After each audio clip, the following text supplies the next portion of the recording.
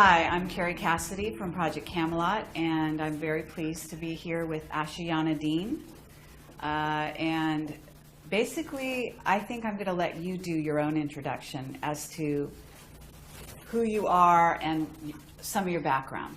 You know, it's interesting to hear you talk about yourself, just briefly, because we're going to be talking about the material most of the time. Mm-hmm. So, for example, I would say that you are the author of the Voyager books. Part of the appeal is for people to kind of get your personality. Right. And if you get a question that you're not quite prepared for, your personality will start to show. Well, it's showing. What do you do with that? I don't know how to describe myself. No, you can describe me. And it's very delightful, so I don't think you have anything to worry about. So, but at any rate, you want to say you've come here to teach about ascension. Yes. Would that be accurate? Yes. At this time on the planet? Yes. And I'm known as Speaker 1 in the Melchizedek Cloister, Emerald Order, and that was a commission that was given to me. And the other two speakers, there are three of us, are present in the room with us. Okay. You're an American citizen. Yes. In this life? Yes. Okay. And where did you grow up? In what state? Well, I was born in Pennsylvania, and I was raised in Pennsylvania and New York, and then moved to New Jersey, and then moved to Florida, and then to England, and then to Arizona, and then to Colorado, and then back to Florida. Okay, so you've been around. Yes. Okay, yes. Great. Actually, following spiritual guidance, we were asked to move. Once it was past the childhood and adolescent times, the moves were following what I was advised to do by the Guardian Alliance. Okay, wonderful. And you are in touch with what you call the Guardian Alliance. That's what they call themselves. Okay. Yes. And do you consider yourself a channeler? Because I'm aware of what it is you do, but I'm going to ask you questions that may seem wrong. Okay? And, Feel free. And so at that point you can correct me, and it's totally fine. It's not channeling. In fact, we teach against channeling because it's dangerous. It is a process of electronic data streaming that it's quite sophisticated, but it doesn't work like channeling. Channeling involves literally another entity coming in and sharing a body with you, and that is not permitted in our teachings because it can actually damage your DNA. This is an electronic data streaming called chelantic transmission, and it is literally electronic data streaming, but interdimensionally, as opposed to simply on the horizontal like we do it here. And that is the way that the Guardian Alliance communicates with me and has since childhood. But they have also, in my younger years, I had both negative abductions with negative groups of visitors, and it was the Guardian Alliance that actually rescued me from those situations. And I learned a lot about why I had the experiences. It had to do with the contract I came in with, that it takes most people quite a few years to wake up and realize what they came in to do, what they birthed in to do. And that was why I had the issues with Zetas and things like that when I was in my younger years. By the time I was 12, the Guardians had begun teaching me for the commission that I later learned what it was, for Speaker 1 for the Melchizedek Cloister, Emerald Order. And once that became clear, the experiences weren't frightening before they were frightening, the abduction experiences. And the ones with the Guardians weren't, though. They were very different. They didn't involve little grays, and they didn't involve spaceships. They involved literal teleportation through Merkaba vehicle and those kind of things. So it's been a colorful way to get to the point where I am here teaching the material that I'm teaching. It's been very interesting and colorful. In the first few years, I was required to speak about that a lot. That's why I don't like to speak about myself anymore. I'm honestly bored with the subject of me, right? Because the first few years that we went public with the books and everything, it was all about me and my story, and I'm tired of my story. It's out there, go read it if you want to, but this is the interesting stuff, the information we're teaching. So I totally honor the fact that you've told your story many times, and it is out there, and so I do encourage people to go out and investigate her background, to watch other audio and video presentations she's done, because they're excellent, and I have watched a few of them, and I'd love to watch more. And she's an excellent speaker, and so I do encourage you to investigate if you're watching this.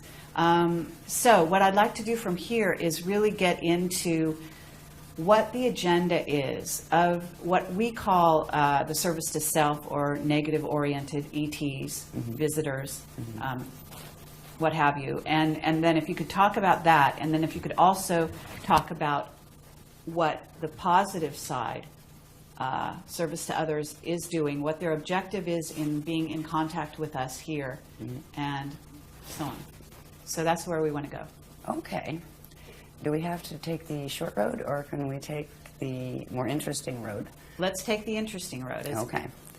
Because the interesting road, by the time we get to answering that question, will make a lot more sense. And the interesting road does have to do with some of the other questions. When we'd asked you that, just give us a few questions or something that you're planning to ask.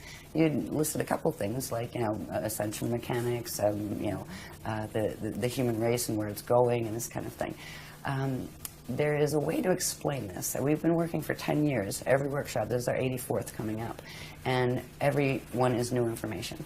It's the next level of information. So the Guardian Alliance has been providing us with progressively growing teaching since the Voyagers books were out.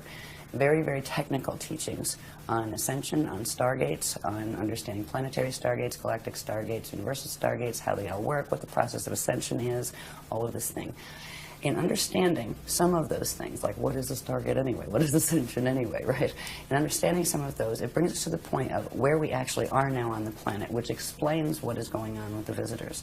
It explains what their agenda is, why they're doing what they're doing, and what we can do about it, because there is a negative and positive side to this.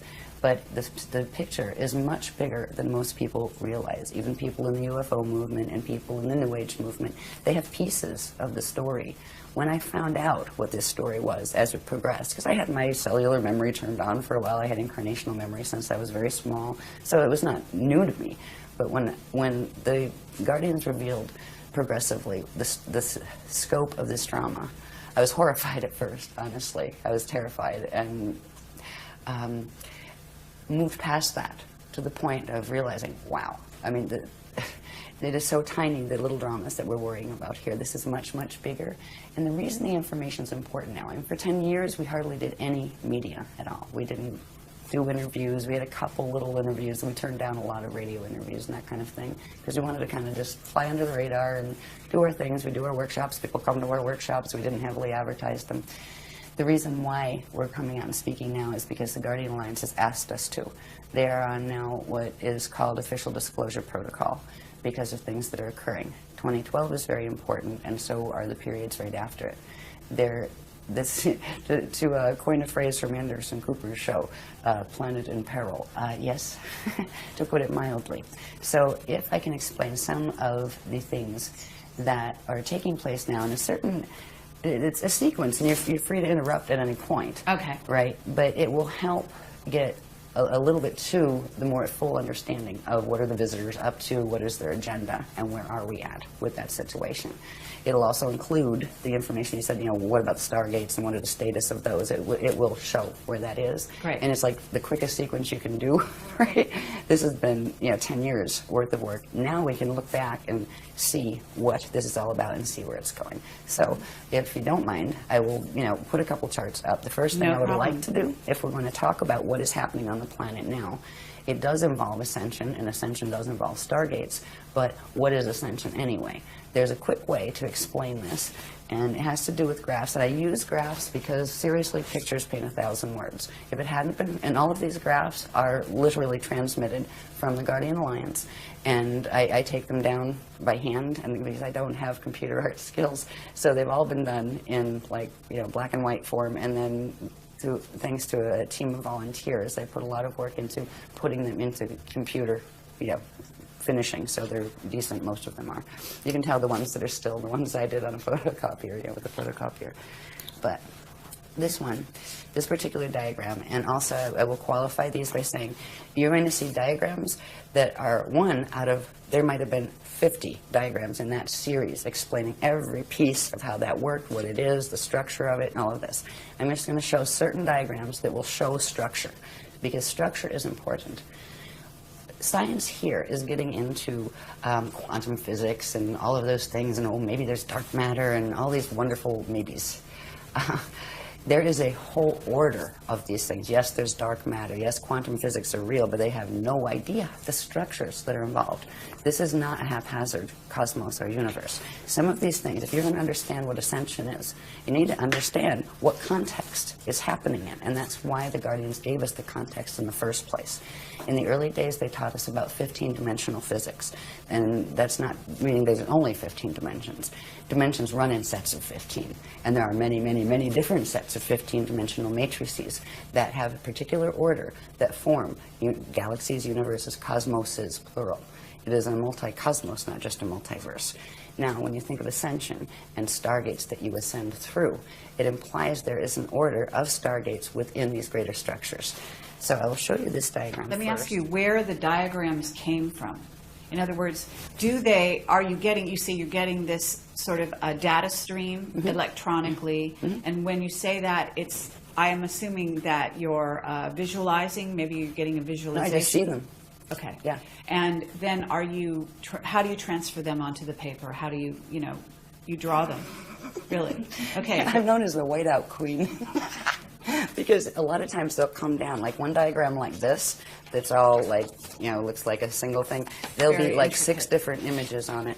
Wow. And like 20 different layers. Okay. And I call it a pullback process, where the whole big thing comes down in one data stream that it might take me like 6 hours just focus completely on one, getting it all down. And that's even without the words and labels and arrows and stuff. That's just getting the shapes and structure. Then we'll pull them out, right?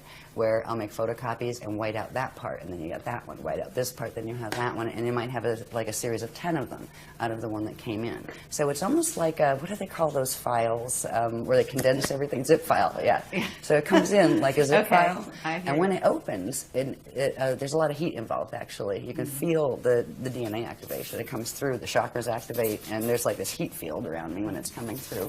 Or sometimes, depending on the line, because there's different lines, different ones, different levels of the Guardian Alliance communicate, from different places, and some of the lines come in cold, like shiver, some of them come in hot.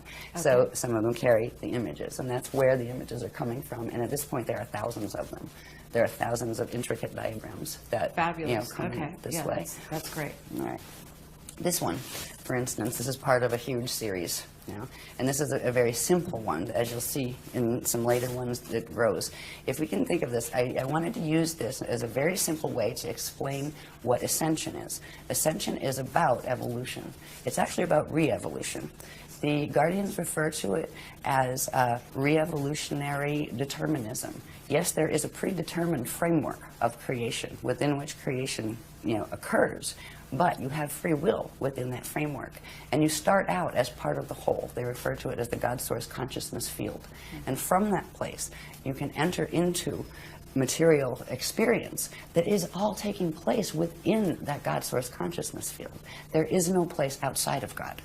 All of this takes place within the body of the consciousness of God Source. They consider the structures in which and through which matter materializes and forms and identities individuate. They consider that part of the manifest body of God Source, and they're talking about the cosmoses being the manifest body. And there is a field of just pure cognition that is beyond that.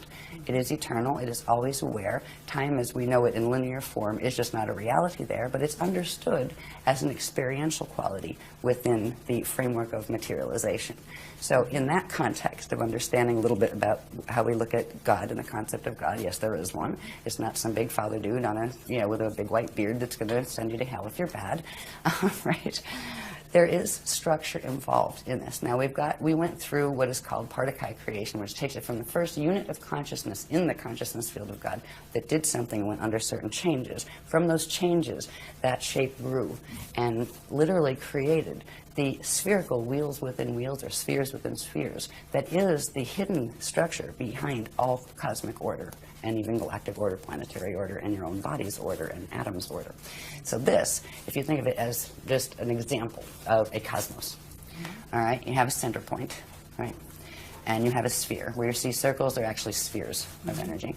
All right, you have one sphere, two sphere, and a third one in the center, the smaller ones, and then lots of these little ones in the center. What this is showing us is consciousness comes out from the center point into this domain, or this sphere. It's called the Hara body. And first, it individuates into the two larger spheres, and they individuate into sets, and this all happens at the same time, right? Expands outward. These are called, when it expands outward, it's called Ikashi expansion cycles, where consciousness is coming out from the God Source consciousness field into the smaller form or structure of materialization, and expands out through these cycles simultaneously, one on each side. This particular line is referred to as a vector, time-space vector. One end of it is referred to as an event horizon. So one time vector has two event horizons, right? Now, here you have a core, here you have an inner, here you have a middle, and here you have an outer domain on each side. Reality fields take place within all of those. So it's not just that there are numerous reality fields. You have ones in the outer bands, you have ones in the middle, inner, and core bands. The process of coming into existence is expanding out through experiential cycles within the Akashic expansion cycle till you get to this point. When you get to this point, now you'll see in this next graph, these are actually time cycles with names. They're called yugas. And when you get to this, which is called the Kali Yuga, there are several options. And one of the options, which is the natural evolutionary process, which is ascension. That is the natural process by which eternal life beings, and everybody started as eternal life beings, would naturally undergo. After you expand out, get through the incarnational cycles here, and you would go through what is called a Christ star turnaround, all right?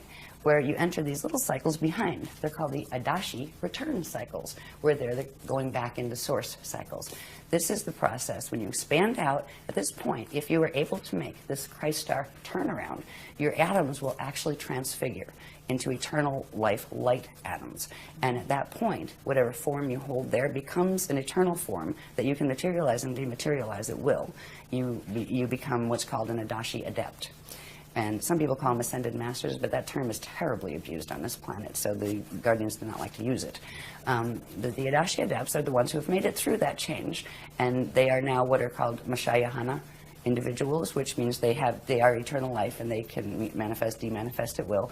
When they go back through the cycles, go back into center, and they can actually rebirth as collectives, like as suns and those kind of things. It's an amazing process where a being that, say, is a small, like a human being, can actually evolve, re-evolve, to go back into the state of even being like a sun or a star. And it is an eternal process. There is no death involved in that process. That is the natural process for life forms. So when we're talking about ascension, it is about doing the natural re-evolutionary process. But that is not happening on this planet. When we get to this point of the Kali Yuga expansion, there are other things that can happen too. There are certain qualities about the science of ascension that are very, very much about physics. Right? And there are consequences in physics. If things are not working well on a planet, it affects the body of the people who live on it, and the animals who live on it, and the plants who live on it. And if certain things are not working well in the body, the DNA does not function properly, the body will not produce the chemicals, and a particular one called celestaline, that is required in order to allow the atoms to merge with their antiparticles without annihilating. That allows particle and antiparticle to come together. They shift angular rotation of particle spin, and you can literally turn into a radiation wave. And that's what it means actually to go into full Merkaba and be able to go through gates. That is the process by which you go through stargates. So if we talk about ascension, it is the natural process of being able to expand out. We were out in the Kali Yuga cycles, finally we're out here. Now we have choices. We can ascend, or if we get stuck here, there's another path that we can take. It's called the Kali Rama path. It is the path of step back. You can go back here to the stage before, and then have to rebirth out again into the cycles in the outer domain, and it's almost like a restart. Do it over again. So hopefully you know, fulfill all your ascension codes. It's what it's about. It's about activating your atoms to the point where they can fully transfigure. And if you can do it in a cycle again, then you can ascend again. There's another path that can occur here. There are basically three paths. The other one's called the path of Kali Dima. That is the path of fall. That is where you get stuck here. You can't step back and you can't go forward because of the choices you are making in your life that are affecting directly what your DNA can do, and what consciousness you're aligning yourself with affects the frequency that your body is able to carry. And if you get stuck here, you will reincarnate in this cycle until the quantum you came in with burns out. And then you will do what is called a space dust return, where ashes to ashes, dust to dust. You will come to a point where you don't have enough energy to reincarnate into another body, into another time cycle. and you will eventually simply just go back, and eventually everybody goes back. But if you go back in ascension, you go back whole. If you go back and step back, you can come back out and go back whole. But if you do the fall path, you do go back eventually as space dust, where your body dies and your consciousness can no longer hold together, and it fragments and just becomes part of the local environment. But the local environment at times goes through natural cycles that have to do with Stargate cycles and ascension cycles, where all these little time tracks pull in together and then come back out again. At that point, anything that gets stuck out here gets drawn back into the center. So this is why God's Source doesn't look at it as losing anyone in the fall path. It's the experience of you losing your connection with the universe that it's really about. So to get to understanding Stargates and everything, I wanted to explain on this simple diagram about the cycles that we are in, because right now we are in that Kali Yuga cycle, and those three choices are facing us very much now, and more than they might usually, because this planet is in the middle of a drama that people here have forgotten, but they knew during the Atlantean periods. They knew 10,000 years ago what was happening here, and we have forgotten that knowledge. So anyway, let's go to the next diagram. If I spend this long on every one, we're going to be here for 6 years. Yeah. No, that's actually very helpful, and I think that was very clear. So, sorry about the cough. thank you. That's okay. No problem.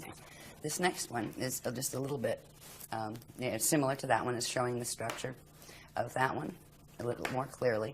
The reason I'm showing you this is just for down the bottom here. I'm not going to read them all or anything, but the detail level that we're giving. Each of these different states, we've talked about the core and the inner, the middle, and the outer domains of reality, within which reality takes place, right?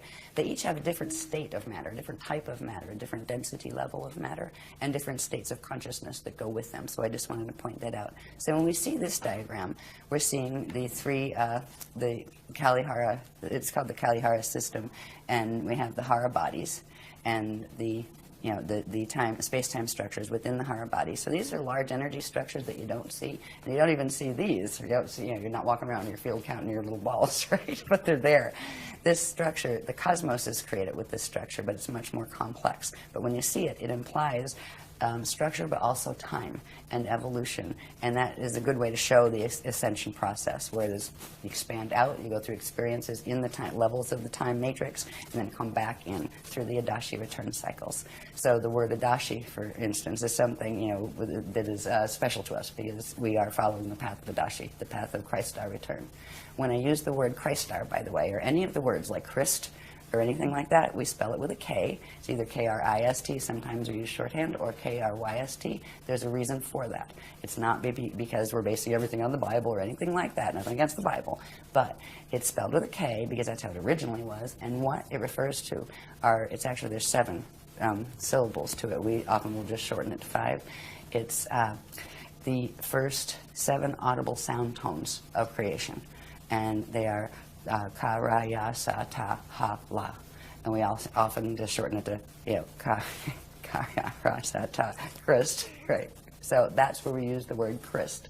It has to do with the sound tones, the vibrations, the first audible sound tones when we get into first particle creation. Before all these structures occur in the cosmos, there are certain things that happen on a very, very, very nano-micro level that the first what would be audible sounds or audible vibrations, and that is why we use that word Christ. So that's where it's coming from. It's not saying, we're Christian, that's which means we're not this and we're not that and we're not the other thing.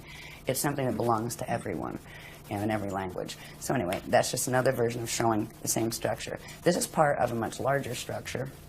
It has to do with stargates. So we'll go, because what the drama that's happening on the planet now with the visitors and all of that has to do with stargates. It has to do with ascension, but it has to do with stargates too, and who's fighting over them. So the next diagram, this is called the Illumeridana spirit body. And the reason I'm going to show you the spirit body structure, this is a diagram that has many purposes, but if you remember that last diagram, this one is a bit more detailed. It is still showing structure. This is a simplified, and each one of these pieces and flows and all of the different elements of this have been analyzed. There's like 100 graphs to this sequence. What it comes with is the structure that is referred to as the Illumeridana spirit body, which is different than your light body structure, different than your atomic bodies. Yeah, it's part of that structure. The cosmos has this too. When you see these little petal things, these are actually flows of energy. Okay, now think cosmic right? Inside of this, you have the Hara ball structures with the time cycles moving in and out of this. But if you notice here, there are 12 points on this. There are 12 petals. Each one of those would have a line running down it that comes out the other side, right?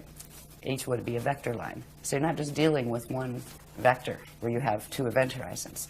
You're dealing with sets of 6 vectors that form 12 event horizons. And there's more than that too, but that's the ones you can see in this diagram. The spirit body structure is built on this particular structure. And these flows here, you have some of the outer flows that are called the lotus flows, those later ones in the pink. And then these little things that you can see part of, they actually go all the way down to the core, but then there's another layer of them here and another here. These are called the core flows, or the Navajo flows. The Navajo word has to do with a particular part of the creation cycle that is the first, where the Partakai units, which are the first units of consciousness that materialize, are actually born. It's a word that has to do with the Navajo cycles. So these are called the Navajo core flows. This has to do with stargates. All right, the next one will show you these stargates. Now, if you take the circle away and the ball structures away, and just look at the flows here, again, we have those outer petals, we call them the lotus petals. We call this the living lotus. Okay. Right? And these are the natural core flows of an eternal life creation, which means energy flows out, but it also turns around and comes back. It just doesn't flow out and expand until it destroys itself and burns itself out. That's what science is watching happening to this universe, because it's not functioning normally in our local galaxy. Anyway, stargates. These structures, these flows, now this applies to a cosmos, it applies to a galaxy, it applies to a planet. The planet has a structure like this, and it applies to our bodies as individuals. It applies to atoms, actually. They have their little own structure of this.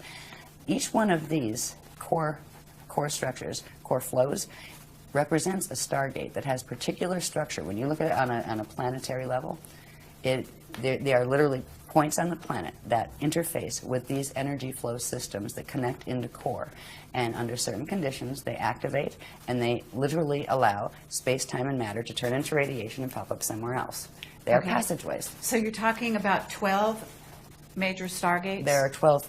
They go in sets of 12. On this planet, there are a whole lot more, because the main 12, which are called the Halls of Amente stargates, they actually fell in 2003. They fell under the control of the service to self groups, let's put it that. We call them the FAs, fallen angelics, right? Okay. So we refer to them as. And there are about 5 different, what they're called interface gate systems, that were put here by the Guardians a long time ago, because this isn't the first time that there's been gate wars on this planet. In fact, 2 seedings of the human race were wiped out by the same type of, they call them Templar wars, because they're fighting over the Templar. The Stargate system on a planet or in the universe is referred to as the Templar, and that word refers to template pillars. That's what the Templar word means. That's, I mean, the whole Knights Templar and all of that stuff. I mean, these things were from the old records from Atlantis. They had pieces of them. So anyway, when we're talking about Stargate or Ascension, in Ascension, the process of doing that turn around and be able to go back into the eternal life cycles has to do with getting your body able to where you can pass through the natural structures of stargates. Now, that's great if you get your body in shape, but if you're on a planet that's Templar is messed up, you're going to have a problem. You'll get stuck on the planet, and your body will reflect whatever distortion is in the planet. That's why people right now die on this planet and don't ascend instead. Death is not a natural condition. It occurs on planets that have a distortion in their stargate structure, where the natural flows are not occurring, which creates distortions in the biological forms on that planet. So we have been locked into this planet. This has been a prison planet for at least 13,000 years. And actually, it went further back than that, but there were little bits of times where the gates were working properly. This is the first time. Why everything's coming to a head right now is because it was known in 22,326 BC, which was the last stargate opening cycle, and that one failed, that this would be the next one. They knew this time period would be the next one, because there's a specific time frame in which the gates open, and they stay open for a period of time, and then they close again. That's why it's all coming to a head again. Okay, so, but when you're saying the gates are going to open, you're talking about the 12 that have been taken over, so to speak. Those, I'm assuming, are not going to open. Oh, yeah, they're opening them.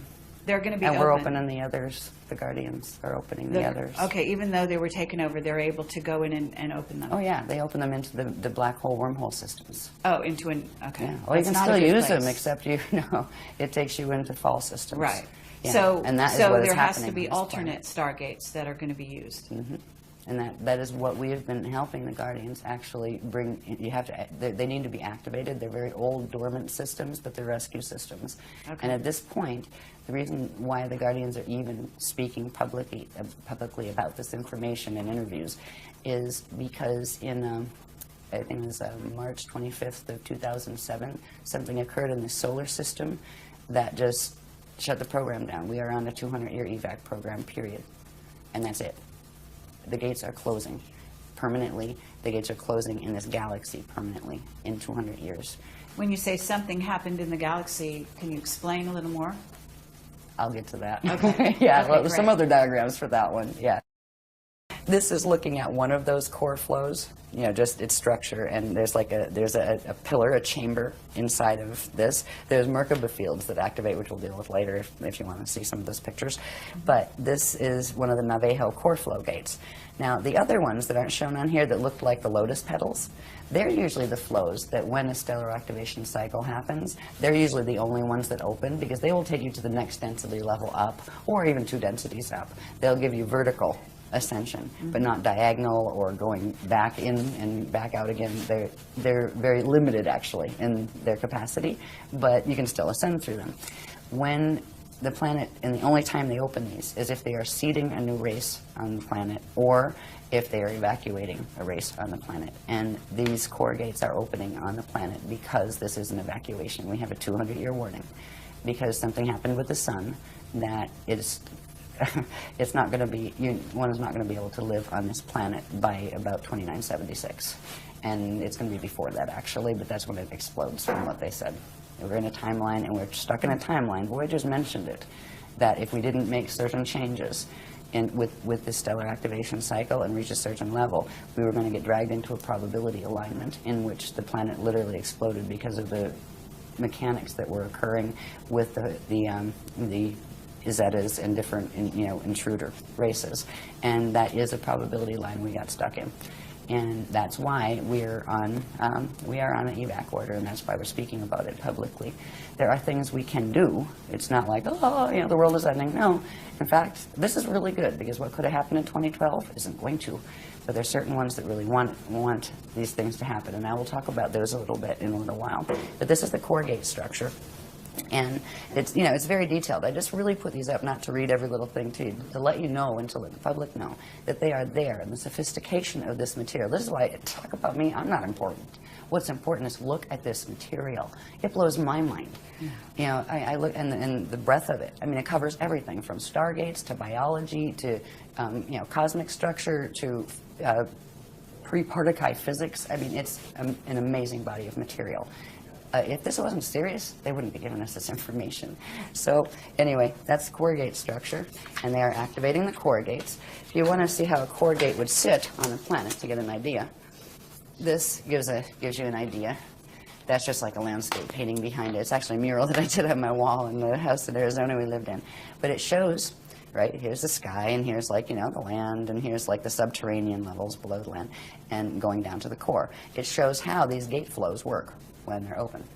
And there would be 12 of these on the planet. And when you would pass into, you wouldn't see this thing standing in the air. There would be a certain field, and only if your DNA was keyed to it would you even know it was there. If your DNA was not activated to be in a co-resonant energy form with that structure, you'd walk right through it, past it, not even know it was there, and you'd still be in the same place.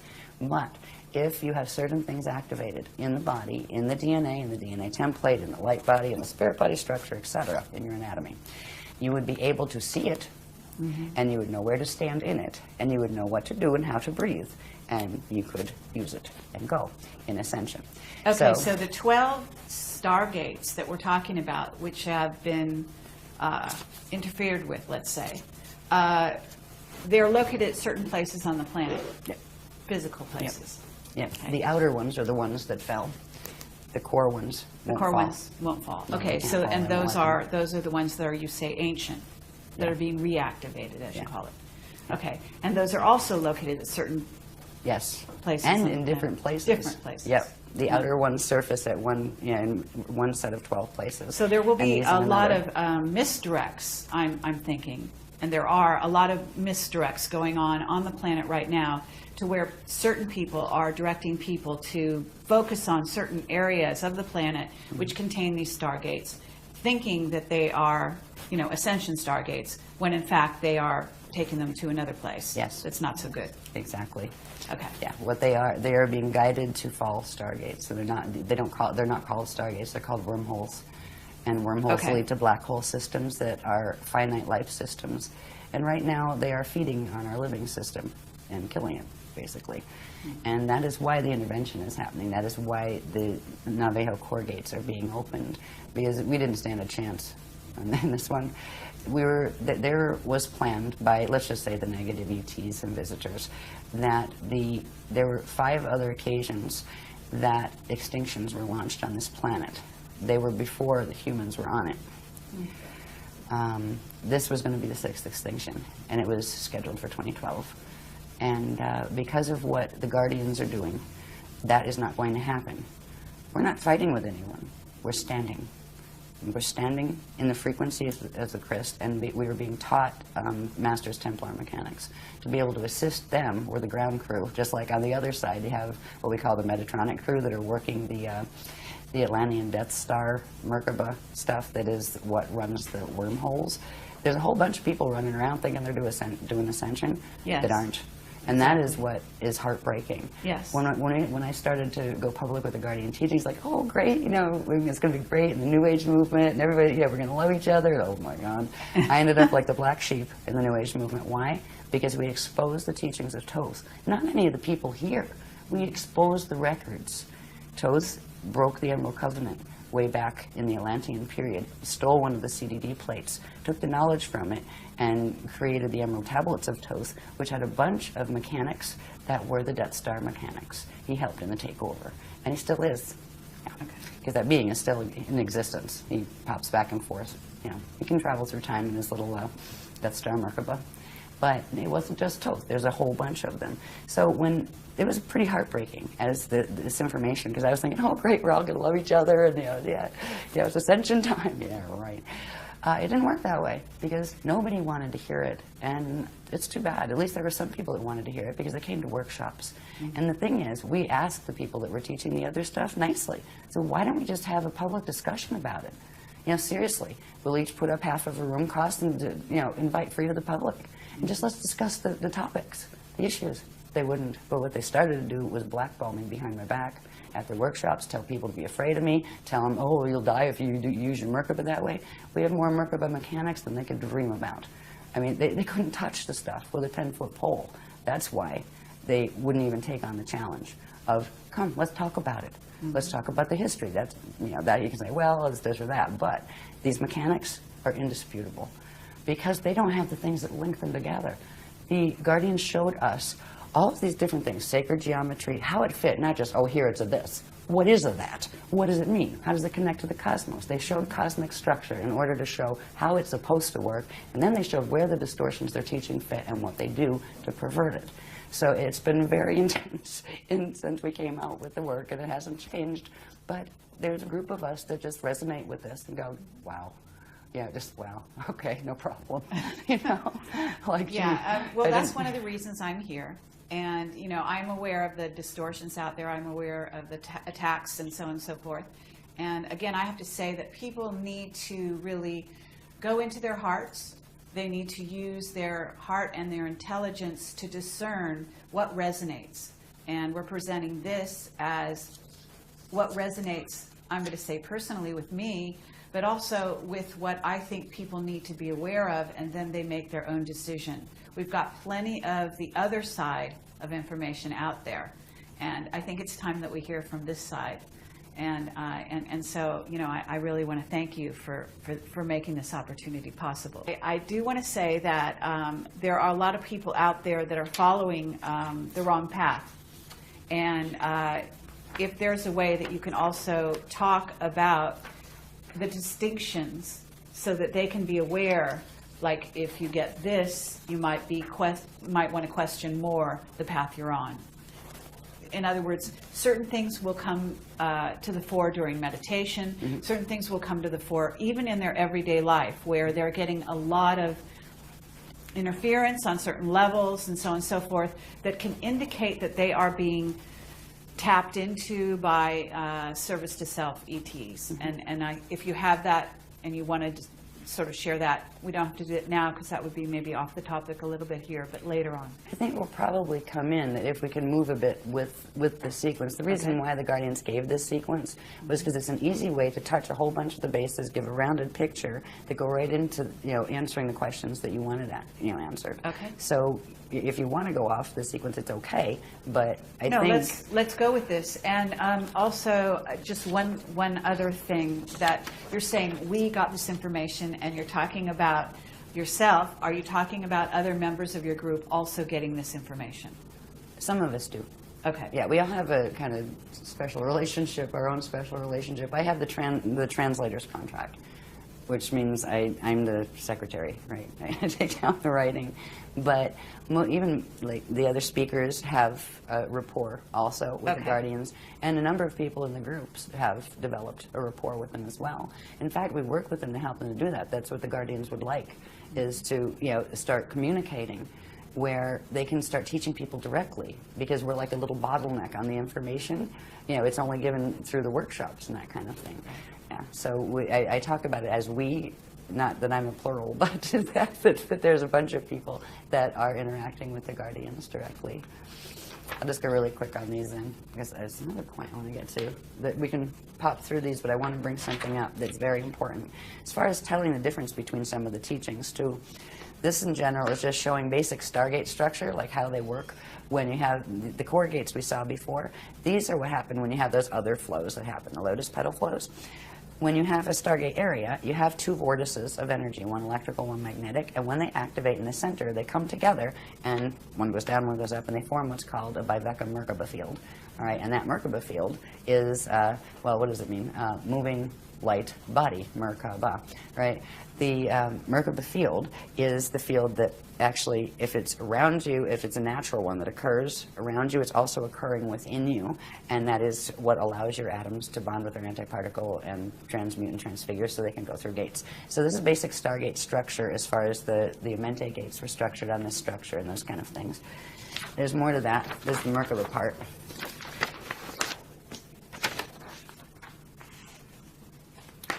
All right, there's the two vortices, right? And this is when they come together to form a Merkaba field. Now, this is a Merkaba field that's just done with vortices.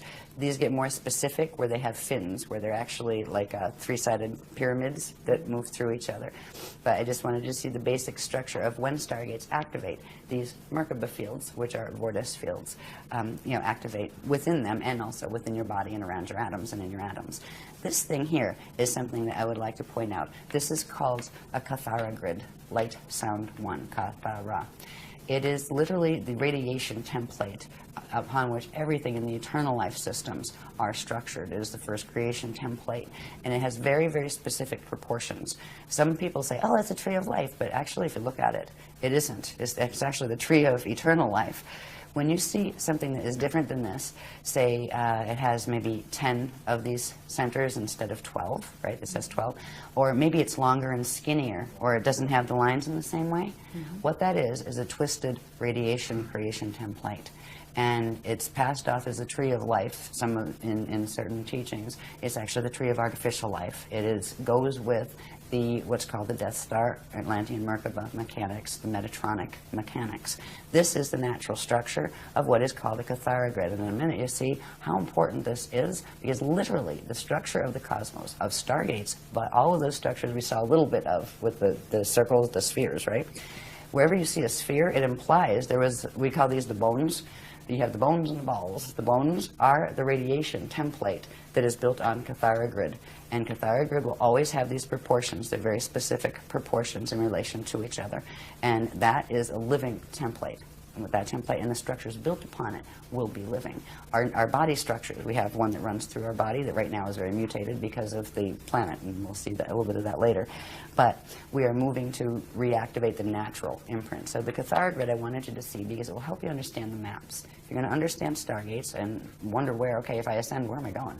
Right? Seriously, like if you're going to leave, where are you going? Do you even have a clue as to what the choices are? You know? Like, they've shown us where these maps go. This is the beginning of understanding maps.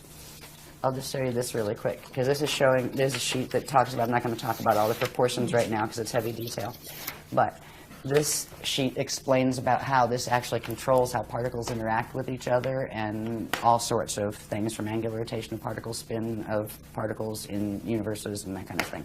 So this is just showing the specific proportions that is very important. So when you see something using as a sacred geometry, this structure that is not built on those proportions, it is actually representative of one of the other teachings that is teaching distorted template mechanics that have to do with wormholes and black holes. All right, so anyway, next one, please. Interesting. Yeah, the more this came out, the more horrified I was. I really was. I was like, oh my God, please, you know, I don't want to have to talk about this, right? It was very hard. Now at this point, I have to have a sense of humor about it. You know, where it's, okay, so I am the pariah of the New Age movement, whatever. Somebody has got to let people know about this. That's why I still do, because it makes more sense than the other stuff that's being taught. And there's so much love in these teachings and in caring about people enough. Like, okay, so you might be mad at me because you liked that paradigm over there, and I just kind of don't mean to be a whistleblower, but if you're hurting yourself with that Merkaba, maybe you should not do that, you know? Anyway, go back on this. Sorry. This is showing simply, remember that little Cathar structure, right? Well, here's one. Here's another. These cluster, all right? These are radiation templates that cluster to form very complex structures. This particular structure we call the Stairway to Heaven, all right? One of these Cathar grid structures would hold 4 density levels of our local universe, all right? Let's say the Milky Way galaxy, but there's actually more to it than the Milky Way. So that would be like our local universe. It actually includes Milky Way and Andromeda M31 galaxy, all right? And it's connected to another one. The one at this angle, 90 degrees to it, would be considered as parallel. It also has a light field that goes with it. So these are intricate structures that are formed from these templates. And where you see these structures, these are the bones again. You will have spheres of energy and spheres within spheres built upon them. So there are various levels. These are called the Veka systems, and 4 Vekas come together, and at the center an Eka system forms. And the Eka systems form a cluster, and they form what's called an Akasha system. Then there's an Akasha A system and Akasha Aya system, and they all form this big cluster that's called the Yukatarista body. The Yukatarista body is one cosmic creation body. Now, our own personal anatomy has these levels to it. All right, they connect to those levels of the cosmos that we were born into. And full ascension is actually turning back on in our atomic structure all of the frequencies involved with all of those spaces. So we're down here in the Veka worlds. The next thing is we have to move up into the Eka, and then from the Eka, this is the long way to ascend, by the way. That's when the gates are working well. So the normal way for ascension would be you would work your way through re-evolution through the Veka system up the densities. We're in density 1 here, we'd work up to density 4, then we'd go to the Eka level, and you're growing and getting lighter, and your matter's less dense, and you're getting more control over it, and you're getting more consciousness, you know, more God consciousness and that kind of thing. And then you would work to the Akasha level, and then you would work to the Akasha A level, and then the Akasha A level until you got up here. At any one of those points, you could experience the Christ star turnaround, and it would take you to the next level, right? Then there's a quick way to ascend when it's an evac, which is an evac situation, and that's what we have, where these are called harmonic gate systems. It implies that it's built on a system of dimensional harmonics, which means you have to take them in sequence harmonically, one by one. It's the slow train, right? There's something called the transharmonic continuum that actually runs between them. It requires a very specialized type of Merkaba vehicle and accelerations in the light body and spirit body anatomy to be able to do it. But those core gates, which are also the Navajo gates, they're also called the spanner gates, they are able to do that. They are transharmonic, where they can actually jump the scale. So you could jump from here to here, or from here, you know, to there. So you can move, you have more liberty of where you can go in ascension when you ascend. You're able to actually, you become a time jumper, basically. Instead of just a straight, ascension the hard way, you can go boing, boing, boing, boing, that kind of thing. So that is the system we're working on, because at this point, all of the natural structures of the outer gates have been damaged. The Amenti gates are damaged. We are stuck down here. And the same thing is happening through the Milky Way. It's not just here. It's not just in our solar system. Our solar system is a mess, but the Milky Way is a mess too. That black hole at the center, that's not an accident. That was done on purpose. That was done 360 billion years ago. Milky Way actually used to be a part of the Andromeda galaxy.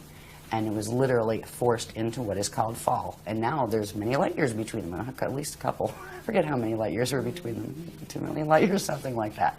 But they were once one. That is actually our home galaxy, the Andromeda M31. But right now we're in the Milky Way, which is a fallen phantom part of it.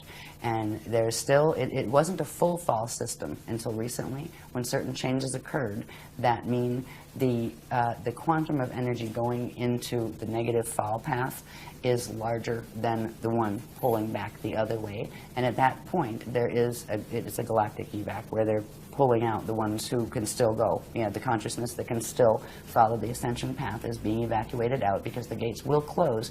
Once they close and the system falls, that system won't immediately blow up or anything.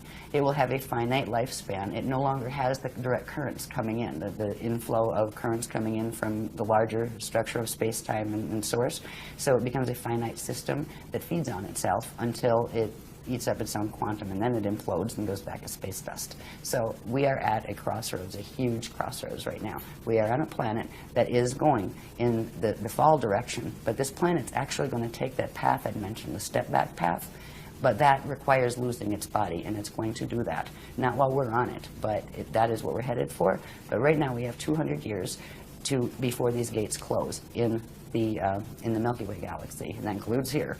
So this is why they're giving the advanced ascension teachings now, and that's why crazy people like me come out and talk about them with the vocabulary, because we could use a dictionary on this. No, I mean, I expect people, it's good if they go, what did she talk about there? I don't get it, or go investigate. You see, right. We're not here to answer all their questions, actually. Okay, well, I don't mind. Investigation is getting involved. Right. And if they get involved, they learn, and then it becomes part of them. Well, so when we see the structures, when I'm showing things like the structures, these are structures that are not known out here yet. They have words that describe them. They have names for that structure. That's a Hara body, or that's a Yucatharista body, right? Or that's a Veka, and that's an Eka. These are part of the actual templates of the layers of creation, going all the way back up into expansion, into God's source consciousness field. They are the literal bones of our space-time orientation. So they are time references. When I talk about a Veka system, that is down here, closer to where we are in a Veka system, right? When you get up to the next level of ascension, there is the Eka system, which is at the core of 4 Vekas. Then you get up from there, and you have what's called an Akasha system, which has a set of all the smaller ones inside of it, right? And then an Akasha A system, and then you go up into the Yucatharista system, which is really, they are words to describe things that make perfect sense, to the people who are describing them, the guardians. They're words in the ancient, what's called Anahazi language, which was the first spoken language in this time matrix. So a lot of the language that is used, that it's like, what is that? It's translations from those languages. Okay, does Anahazi relate to Anasazi? Actually, it does. Okay. The Anasazi were connected to the guardians, actually. So did they ascend? Is that why they disappeared? Some of them did. Others, they were actually raided, from what I heard. They were raided and overtaken by another group, and some of that other group became Anasazis as well, where they became violent. And the original ones weren't like that, and yes, some of them were evacs locally, is what I heard. Okay. The Kabbalah is got to be, I'm going to just say it here, to my understanding from what you're telling me, is that Kabbalah is not the positive ascension path. I would put this way, in relation to the Kabbalah, or the Bible, or the Quran, or any of the texts that are out there. There are elements of truth, all of which came from the original teachings that were on this planet. There were 12 legions of the Christ, 12 bodies of teachings that went with the CDD plates.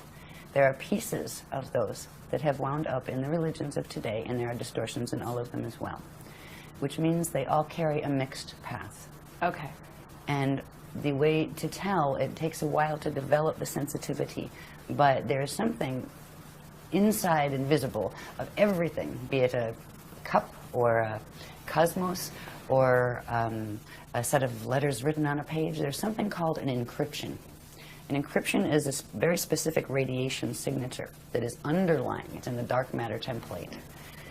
When you get to a certain point in DNA activations, which sensitize your inner senses in your body, you can know with direct cognition.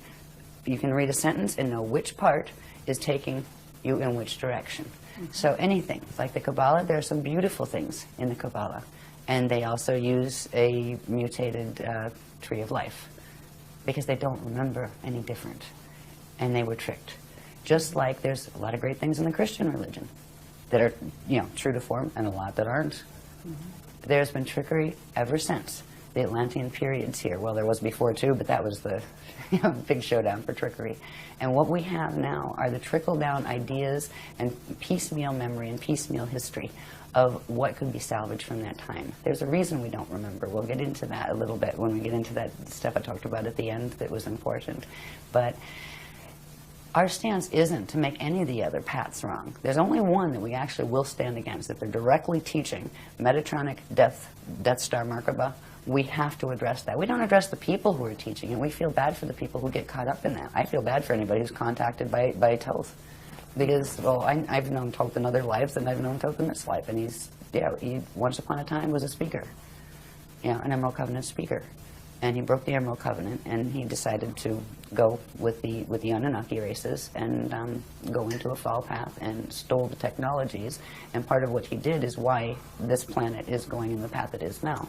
So it isn't the people that, we don't blame the teachers of those things, or the people listening to channels and they don't know what the heck they're listening to. I mean, great, it's cute and it's fun and it's lovely, and right, check its resume. But how do you? We're any of the religions, any of the New Age or the Old Age religions, there's good and there's not good in both of them.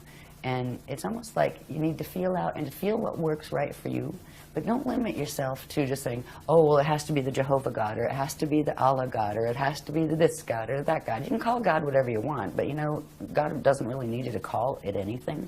It is beyond gender qualification. We were created in the image of God, all of us. And that doesn't mean we are all male or all female. It means we are all living consciousness fields that have the potential of direct creation and eternal life. And that is what that line meant. So the Kabbalah is fine, certain parts aren't. Same applies to every paradigm that is, traditionally on the planet, and a lot coming in from the New Age, except for the Death Star mechanics. They're very direct, not sacred geometry. So did that answer that question? Yes, absolutely. Okay, Thank you. Good. We're ready. Where are we? Back to this.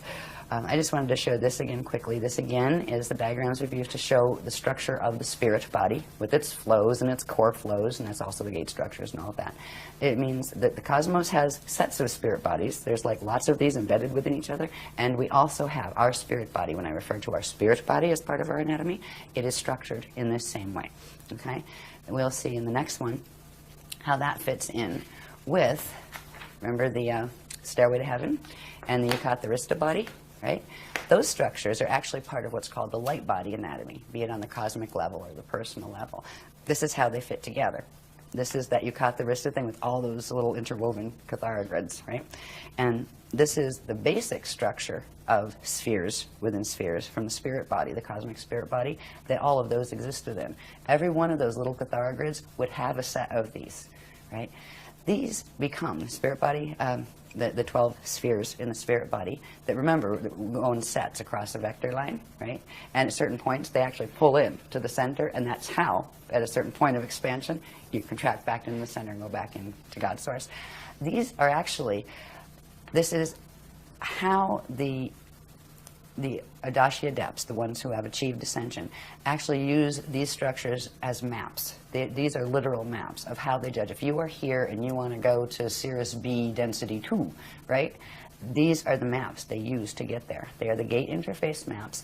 We can locate ourselves on these maps. There's one that shows exactly where we are in the Milky Way galaxy, because we're actually M31 galaxy, but we're a part that's twisted off but still connected to it energetically.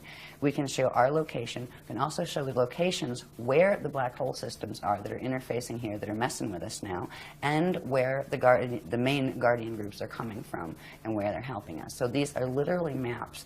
These maps then translate into, these are all probability fields. So you might have one, say, galaxy, and it's 12 different probable expressions. And they all of these are spinning, right? And they interface with each other all of the time. So they're like bubbles within bubbles that don't collide and collapse each other. Well, they're not supposed to. If they're doing the Death Star mechanics, they actually do. But there's a natural system of probabilities. So it's not just we have a parallel universe. Right. We have many parallel systems and adjacent systems and neighboring systems. And so this is literally the structure of the maps of the cosmos. These are the structures you use. Once, say, you get to the point where you can ascend, well, you have to first of all decide where you want to go, and then where is the map to get there. These are the maps. So I wanted to show you how those structures that are on a small level, our own multidimensional anatomy is structured that way. But on the large level, this is the structure of the maps of the cosmos. There is a structure that science does not know about yet. They have no idea how complex it is. Each one of these structures, they've taken it from the first little, they call it a Partakai unit, the first unit of consciousness, how that structure grew, each stage, right? So we have like hundreds of diagrams that go with these to show how the Cathar grid's all filled out, to show how these structures of the spirit body and all their flows filled out. Inside of the spirit body flows, which isn't on this one, they'll actually find where what is called the Hall of Records exists, what it is, the Akashic record, all of that thing. It's part of this anatomy structure. The planet has one, the solar system has one, the galaxy has one, etc. So these are not just interesting little diagrams on a paper. These are very practical. They're just as practical as a map you'd buy down at the gas station to get somewhere horizontally. Next one, okay, please. and isn't it true that we also have 12 incarnational bodies that have incarnated simultaneously that mirror the same pattern there? 1,728 Okay. simultaneous. Your existence implies the 1,727 others Okay. that are you. Okay, but Different forms. there is something to do with the 12. Yes, they're sets of 12. Okay. Yeah. Yeah, you have your first 12, then you have, well, it basically, it has to do with the density levels. We're in density 1 down here. Density 2, and you have your incarnate identity here. You would have a set of 12 incarnates. And if you put those 12 back up to density 2, you would have one soul, right? That is your soul, your density 2 level of identity. Now, that one soul would be a group of 11 others. It's part of a set of 12. Sure. And you pull all those together, come up to density 3, and that's where you are an oversoul. And that oversoul is a part of a group of 12 oversouls. That you pull it up to density 4 is an avatar. And then you have a group of 12 avatars, pull it up to density 5, and then you would have your Rishi identity, which is your fully formed Veka level identity to come into the densities down here. But there's other levels of identity that go up beyond the 15-dimensional system. Those 5 densities that I just talked about each have 3 dimensions. So there's your 15-dimensional stack right there in one time system. So does that help? Yes, Yes, that's and great. 12s. 12s, Yes. many 12s. Yep. This is just a real quick glimpse to show that these time cycles that we've talked about in relation to these structures, they are quite specific. These were given as far as time frames. One time vector here on this planet, and they're using translations into Earth time. As we know Earth time, one time vector is 738 years. One time continuum is 4,426 years. One Uego is 26,556 years. A Uego time cycle is a Stargate cycle. That is when the Stargates on the planet open, once every that period. Right? Right now it's distorted into what are called the false Yuga cycles, and we'll show you what that is at the end. But these go all the way up. There's galactic levels, there's universal levels, and these are the structure of time and how it works, and that yes, you can take it right into periods of time. It is because we are in a stellar activation cycle right now, and the last one was 26,556 years ago, and it failed. The gates did not open. They had to be shut closed because we got raided. That was called the Iani Massacre period, where it was there was a lot of ships mowing people down, actually, in that one. Okay. Beam ships. And was this, we're not talking about Atlantis here, we're talking prior? There were several phases of Atlantis. Okay. All right, the last phase of it, the last pieces of it went under in 9558 BC. But way before that, there was Atlantis. There was in seeding 1, there was an Atlantis. In seeding 2, there was an Atlantis. And on Terra, there was an Atlantis. That's where it all came from. And a Lemuria. You had Lemuria, Lumania. There were different spellings of the names, but they were the same places and the same soul groups inhabiting them. Yeah. So this was like the 9558 BC period, the last period, that was like the late Atlantean period. So Okay. there was a lot of Atlantis period anyway. But these Stargate cycles, this is the cycle that our gates open on. This planet's gates are supposed to open on the 26,556-year cycle. It's now been shortened because of what they're doing to the planetary grids and the Stargates and the Templar to what's called the false Yuga cycles, which is plugged into the precessions of the equinox, which is not natural. And we'll look at what that is about and when that started, because that really came into fore about 13,000 years ago, when a major victory on, and this was an Atlantean drama, a major victory on, just let's say, the dark agenda side had occurred. They created something called the Toral Rift. It is a time rip. And they literally plugged Earth's Templar into this time rift and knew that when it came to the next stellar activation cycle, they would use it to draw Earth in. It's not just Earth they're after. Earth connects still to its corresponding planet, or star actually, in M31 that is called Eartha. There is still a direct energetic link between the gates. They're after M31 as well. So it's much bigger drama than people here realize. They're not just after little Earth. Earth has always been a fighting place because of its connection to the larger universe, and because it was connected as part of what was called the Crystal River Host. That was when, a long, long time ago, 360 billion years ago, when the Milky Way fell out of M31, there was a whole collective of guardian beings from various other, I hate the word ascended just because of the way it's misused down here, of the Adashi Adepts, people who formed a coalition to assist in trying to re-evolve the Milky Way back into its natural position so it could continue as an ascension system. So, excuse me, I'm getting interrupted. They want me to go somewhere else. Okay, I don't know. Sometimes it'll happen. I'll let you see that. I don't have to let you see that, but I did. All right, they're saying go somewhere else for now. We'll come back to that. Okay, anyway. So they don't want me to talk about galactic history yet. Okay. Yeah, I get that sometimes, even when I'm on stage. Okay, where I'll just get a little, hello. Okay. Why are you saying, what is their motivation? And if you want to put this question off till later, we can do that. But what you're saying, they were after Earth. They were after Earth, and they were after it because of its connection with the larger universe. So why? What is their motivation for taking us down, for closing it off and making it a finite system? Right. What is the core objective? Food. They're in a black hole system that has fallen. Because of the nature of the physics dynamics involved with creation, the way eternal life creation works, is when a thing falls, it loses its connection to the inflow and backflow of energy from the source consciousness field, which means it gets left with only the quantum it had when it fell. Now, everything is spinning. That takes energy. It uses up its energy, and if it doesn't suction energy off something else, it will implode and go back to space dust return, which is what a system was meant to do, so nobody gets stuck and everybody gets to go home, either as space dust or, whole through ascension, whichever, at least you go home. These groups that have adopted the false creation, they've tried to recreate the creation because they didn't like the consequence their own choices brought to them in relation to the physics reactions to the actions they took. They ended up in a false system, and they wouldn't face the reality that, you can make peace with that. Even if you're in a false system, you can say, well, you know what, that was pretty dumb to get ourselves into that, but we're here and we can handle ourselves with grace. We can still love creation. We can still act in loving ways. They decided instead it would be more interesting to keep themselves alive by using a vampire technology. They're going after it for quantum food, to feed their system. If they can harness this system, literally the entire quantum of energy that is in the system will be drawn into their black hole system, which will give their whole system more life. So they're postponing the inevitable But they keep using these technologies to do that, and they prey on living systems. But there is a point in time where that backfires, and they're getting very close to that point too. So anyway, that is the core motivation. Okay. It's not that anybody's mad at anybody else, or they're fighting over this toy or that toy. This is big.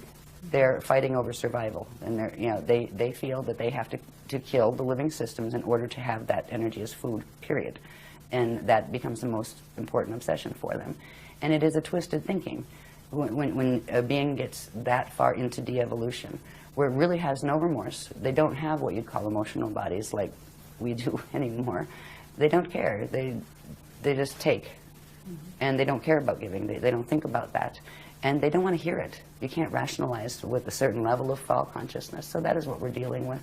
And that is why. It is a very large story. But it's really not very personal story. You know, it's like, don't take it personally. Do you take it personally if you're swimming and a shark rips off your leg? It's a shark. Sure. You had a leg. It swam by. I mean, you know, are you going to hate the shark? It's just doing what its instinct moves it to do. And that's kind of like what is happening here. So that's how I've been taught to look at it. And I'm at peace with it. I don't like it, but I'm at peace with it in that regard.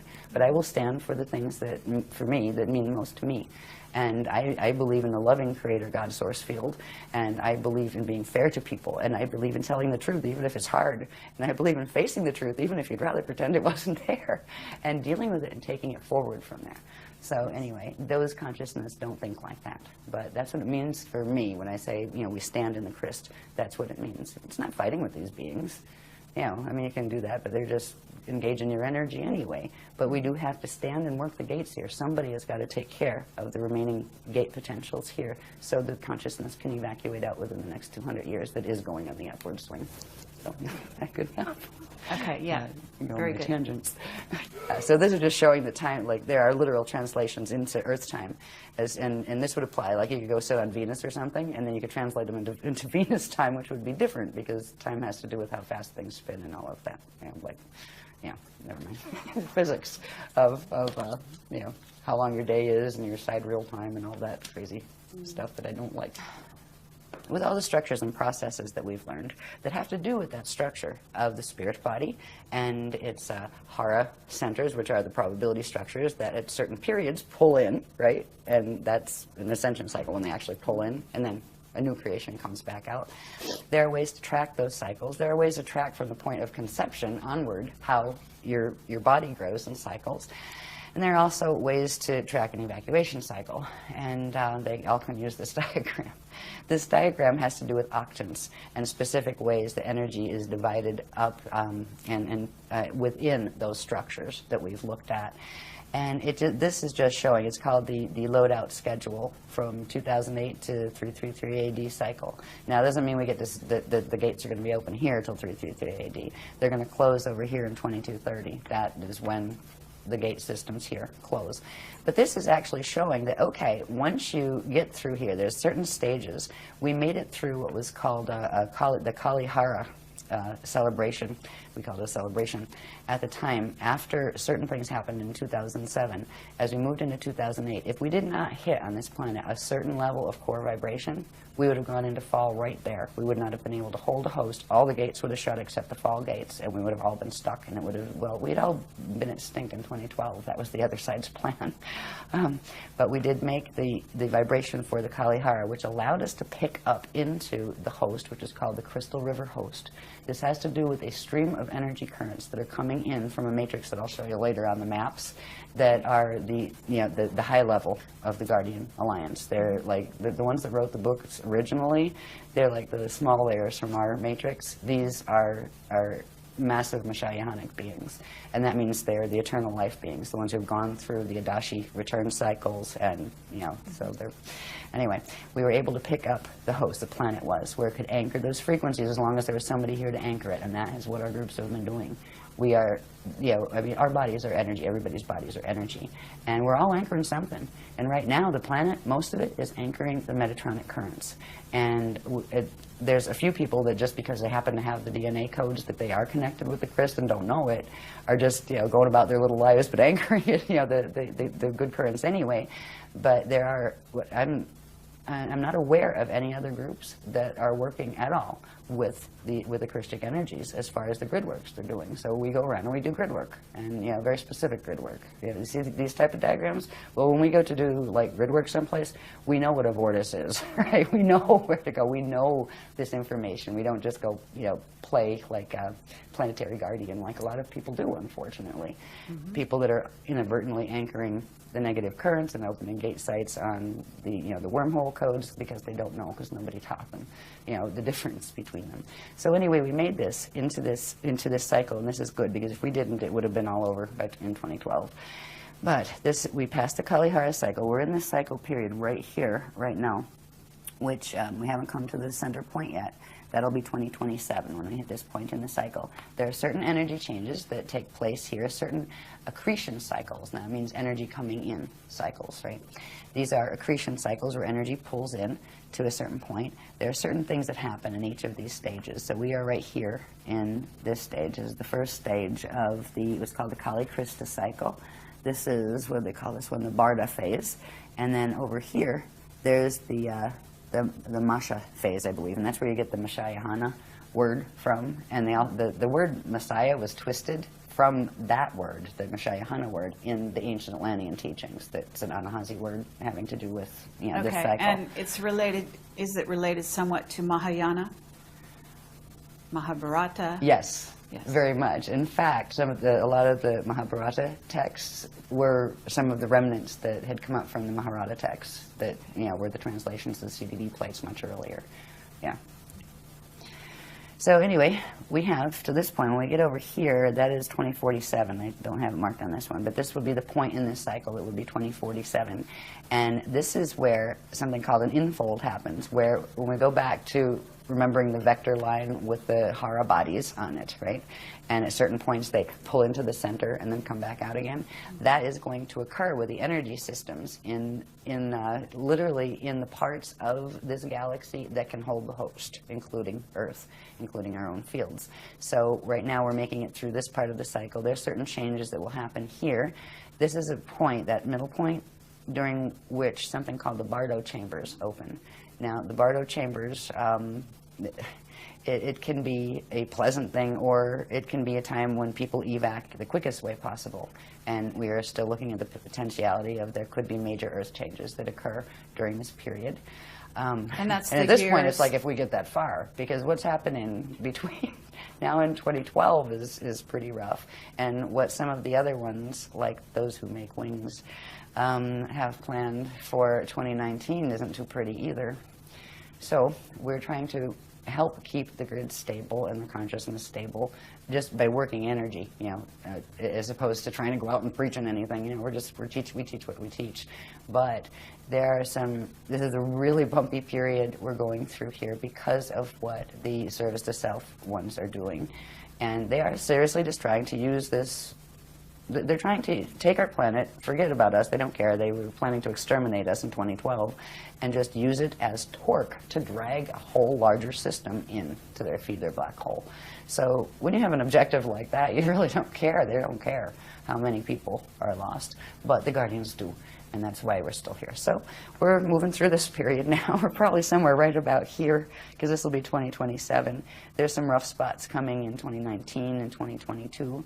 And also we are in the middle, well, not quite the middle, but in March of, I think it was March 25th, 2007, there were certain things that a particular group of the Raider races called the Borgia that are connected with the Thetans. They kind of work together. They're on the negative side. They're part of the groups that are fighting over who's going to control this beast machine, this Death Star Merkaba here. They did something with the solar gates at the core of the sun, and they forced closed what is called the prana seed. Now, the prana seed has to do with sophisticated anatomy. We all have one, and so do planets and galaxies. When a prana seed closes, it forces the Bardo, and which means it forces the beginning of the death cycle. And our sun is dying as of that point. That doesn't mean it's immediately going to die. There are 15 layers of the dark matter template called the Rasha body that need to separate from the physical matter body. That will be done in 2022. Now there is a gamma burst that is released, and right now it's being buffered every time one of those, they call them ring waves, solar ring waves, releases. And they will get stronger as it goes into the higher levels of the rings, the higher numbers of those 15. And 15 comes in 2022. So, so far so good. We haven't had any major gamma bursts, that, solar flares that wiped everything out. But these are other potentials that we are looking at as well. As well as earthquakes and the usual stuff that end times dramas bring. Gosh. But it's not as bad as a lot of the things that some of the other people are teaching. I've heard certain people say that, oh, well, we won't even be here by 2013. Yeah, that's one of the Death Star people. Right? Okay. So I'd love to have a public debate about that one, Mr. So-and-so. Yeah, it would be great to do that. We invited that person. I think you know who I'm referring to. Yes. Yeah, years ago. I see. Yeah. Interesting. So anyway, this is showing the cycle. There are certain different things that happen in this amazing structure of the planetary, solar, galactic, and universal spirit body and light body structures. It's a very specific process that is involved with Christ Star evolution, which is going into that where you fulfill the meaning accrete, or bring in all of the frequencies in the template that you needed to make that Adashi turnaround, where you can immortalize your atoms and go into the eternal life, going back cycles. And planets and solar systems and galaxies can do that too. So there's a portion of this system, this galaxy system, that can still do that with the extra frequency that is being added by that host system that is called the Aquarian matrix. And it's actually, the Aquarian matrix is, they have the prototypes of what the humans here were actually designed on. The genetic prototypes were from there, even though we weren't directly from the Aquarian system. We were from M31 and from this particular universe once, the Milky Way once it fell. But they're very closely related genetically, to us in that regard. So they're not like, when I talk about the other ones, you don't have to expect very strange looking beings like octopi. Some very nice ascended ones do look like that, but these look very human like, but much larger. Okay. Very, very tall. Yeah. Anyway, so this is the cycle we're in at the moment. Now, this one's good. This will show a little bit. This is how we can start understanding these as maps. Yeah. That's a pretty colored one. I'm so glad people cared to take my black and white messes, right, like these, and do them properly on the computer. This again is just showing the bones, or the interwoven Cathara grids, right, of the Yucatharista body, which is like one cosmic body, right. Down here, Aquinas, Akasha matrix. We're down in here. Aquinas is actually the name of M31. That's the official name as far as the ancient records go and all of that. Okay. And we're we were the Aquinas, universe. They call it universal system, and we call it the M31 Andromeda galaxy, but it's actually the Aquinas universe. Now, we're located down here. Up here is the Aquarian Akasha matrix, right up here. So we're down here, and they're up in this section. So it's literally showing the relationships, like, okay, one lives over here and one lives in, Pennsylvania, one's in California, that kind of thing. And there's another one, there's a black hole system, a fall system right here that's called the Weaselay system. And what's interesting about this whole creation is falls can happen where part of the spherical structures of that system literally no longer are energetically connected to the grid. They still hang in the grid, but they're cut off from it. They can only happen on the Veka and the Eka levels. A whole Akasha can't fall. Once you get to the Akasha layer, none of those other layers can fall. And it's just a different type of existence where you don't worry about the polarity dramas that end up in falls and things. So, but this shows us where we're here. The ones that are helping us here, this is they call it a it's an eternal matrix. That the purpose they choose to stay in incarnation or stay in existence is to kind of play the helpers for any of the other systems that do need ones to go in, where they've actually they live by a let my will be thy will as far as source goes, and they want nothing other than to fulfill what Source's intention is, which is a loving intention and an assisting intention. So they find their joy in being of service to assisting the evolutions in the lower matrices, and they hold these frequencies pure. Their systems stay pure enough where they can actually send currents in and help systems or hold them up so they don't fall, and that's what they're doing with our system right now. This little red one right here, that's our parallel, our immediate parallel system on this level, and this one is a black hole system.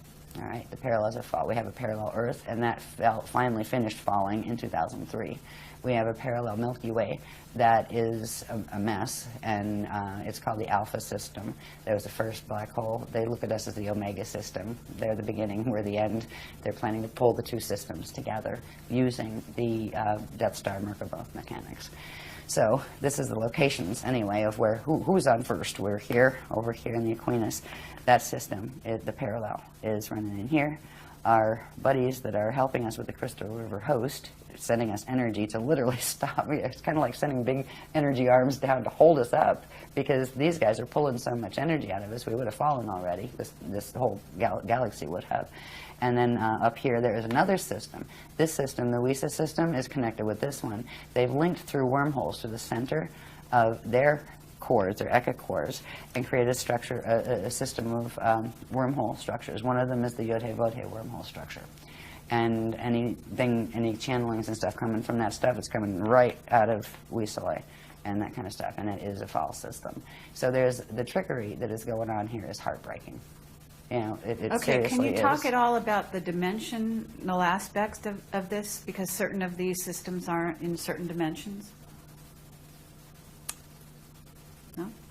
Certain of these systems aren't in certain dimensions.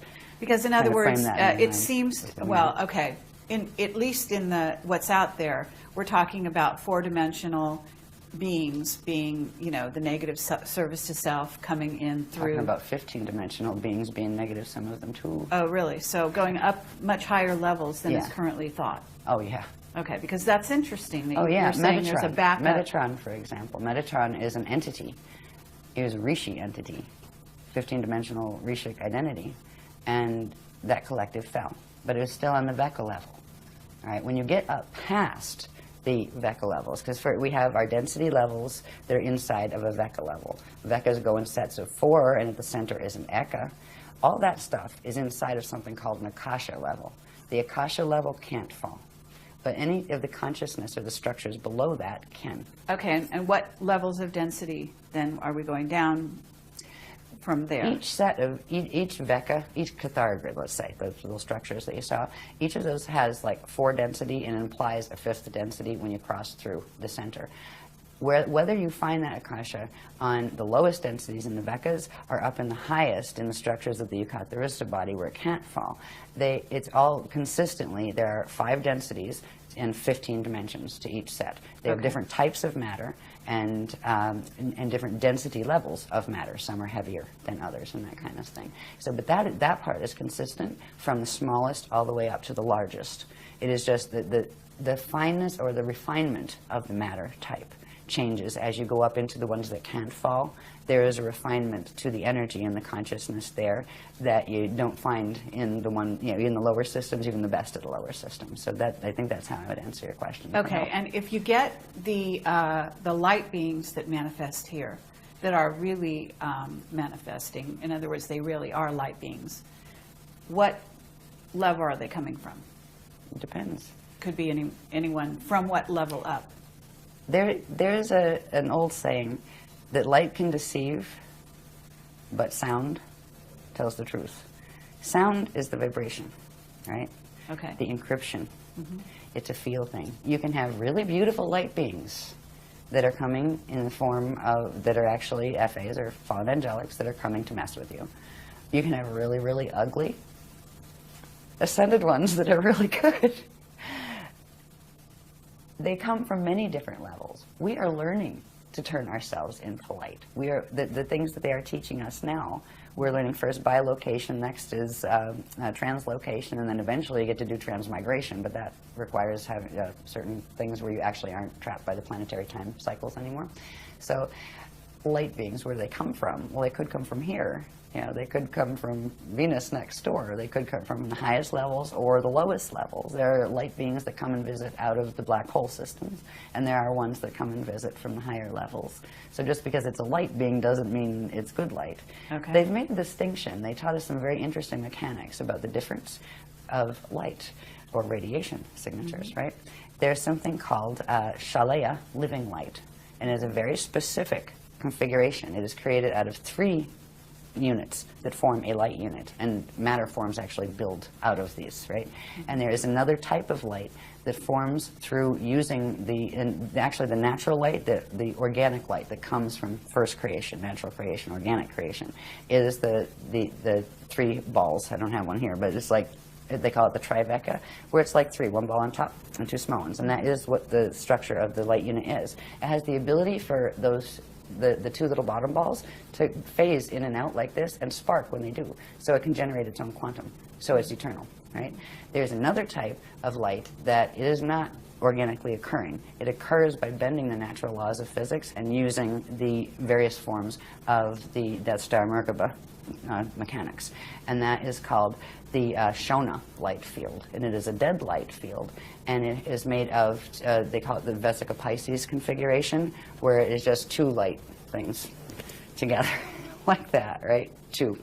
And they spin and they spark, but they have to attach to something in order to feed, or they're finite and their spin actually burns them out until they collapse and fall apart, which means the matter forms that they're built on collapse and fall apart. So they are finite light. And so that is, you know, the light beings. Is it a light being made out of a Shona field, or is it a light being made out of an organic Shalaya field? Same thing with orbs, right? Yes, you can have positive absolutely. and negative orbs. I've met some very nasty orbs in my day when I was younger. I used to run from them. I was terrified of them, right? Because they would turn into Zetas, right? Yeah, the red ones you had to look out for, the Zetas. Yeah, I'm not saying all red orbs are Zetas, but yeah, so there's things that can be used. Just because it's a phenomena doesn't mean it's always good or always negative, right? Sure. That's where learning the sense encryption and that's very helps. valuable for people to hear. Yeah. Good. Okay, back to where are we? Oh, let me go through this quicker. Are we here for ancient times? This is showing a close-up of that. These are my hand-drawn ones, right? Which, in certain ways, I can read them better, probably because I drew them. But they're much prettier when they're done on the computer. This is showing that same thing. It just happens to be tilted the way I drew it first, right? That's that same thing that was up the top before. And this is showing right here where our Vecca system is, right here. But this here is pulling it out so you can look at it a little more closely. Instead of just having the natural Cathara grid structure, right, which is the bones that our sphere there would be built on, there's this tilt, right? The bones are here. The natural Cathara grid, that's the Aquinas matrix, which is M31 Andromeda. And this is the Milky Way. Now, we're still energetically connected through Earth, right to, if you notice, there's numbers on these little centers. They're called Cathara centers. Through number 3 on the Andromeda, or the M31 grid, and number 3 Earth on this grid, they are connected. That is the link that has been holding the Milky Way connected to Andromeda. And if the host mission was to try to help the Milky Way evolve back into its natural position, because if something gets stuck like that, eventually it'll fall and be off the grids where it will become finite until it burns out as quantum. So there's always rescue missions that try to bring something back. Earth has been a place of, and so was Tara before Earth became Earth down here. There was a star here called Ashale. And that is actually the host star that the fragments of Terra were put in to begin this solar system down here in density 1. That's described a bit in Voyagers. But this is showing the offset, where this is the, say this is the north axis of M31. This is Milky Ways. They're off tilt with each other. And that actually creates distance in space-time. A couple million light years. What was it, 200 million? I forget. I used to know. Anyway. But so that's just showing in these maps. Now, you can see that just a little bit closer when you bring it in, just that little part.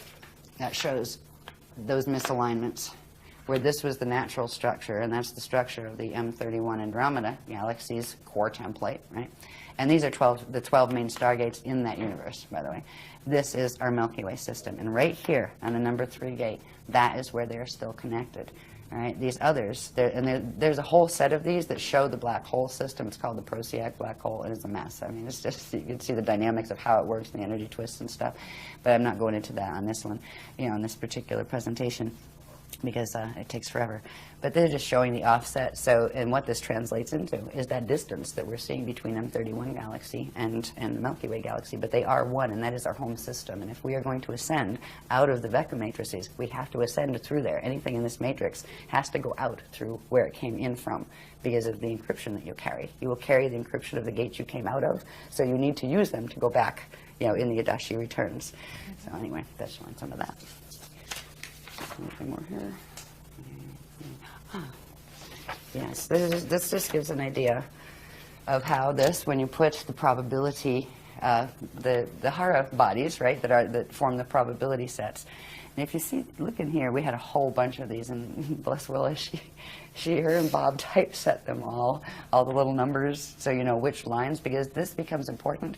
We actually use drum codes to bring in very specific frequencies by using the numerical coordinates that go with the specific systems we're trying to bring the energy in from to bounce out the ones from the black hole systems that are coming in. I mean, it's quite sophisticated, the technologies they're showing us to use. Oh, okay, we're all learning how to beat on drums, right? You can't beat on it, stomp on the ground, right? You're an energy system, stomp, get the vibration in. But this is showing us the same thing that we were looking at before, where it shows you've got the Arista map, right? And we're over here, but now it's showing the probability systems that we're in. So where our little Cathara grid is, there's actually every one of these has a system that looks just like this, but a smaller one, right? And then every one of these inside of that has that. So you have all of these probability systems on each level. And you have what, at a certain point, you'll see there ones that are the metagalactic level. And the metagalactic level is where we're having issues with the parallel metagalaxy that goes down into the galaxy, and the black holes link in the center. And that's where, on our parallel, what's called our parallel Vecca, we are in Vecca 5, and they are in Vecca 2. That would be our parallel. They're at 90 degrees. They're actually pulling, pulling our system in.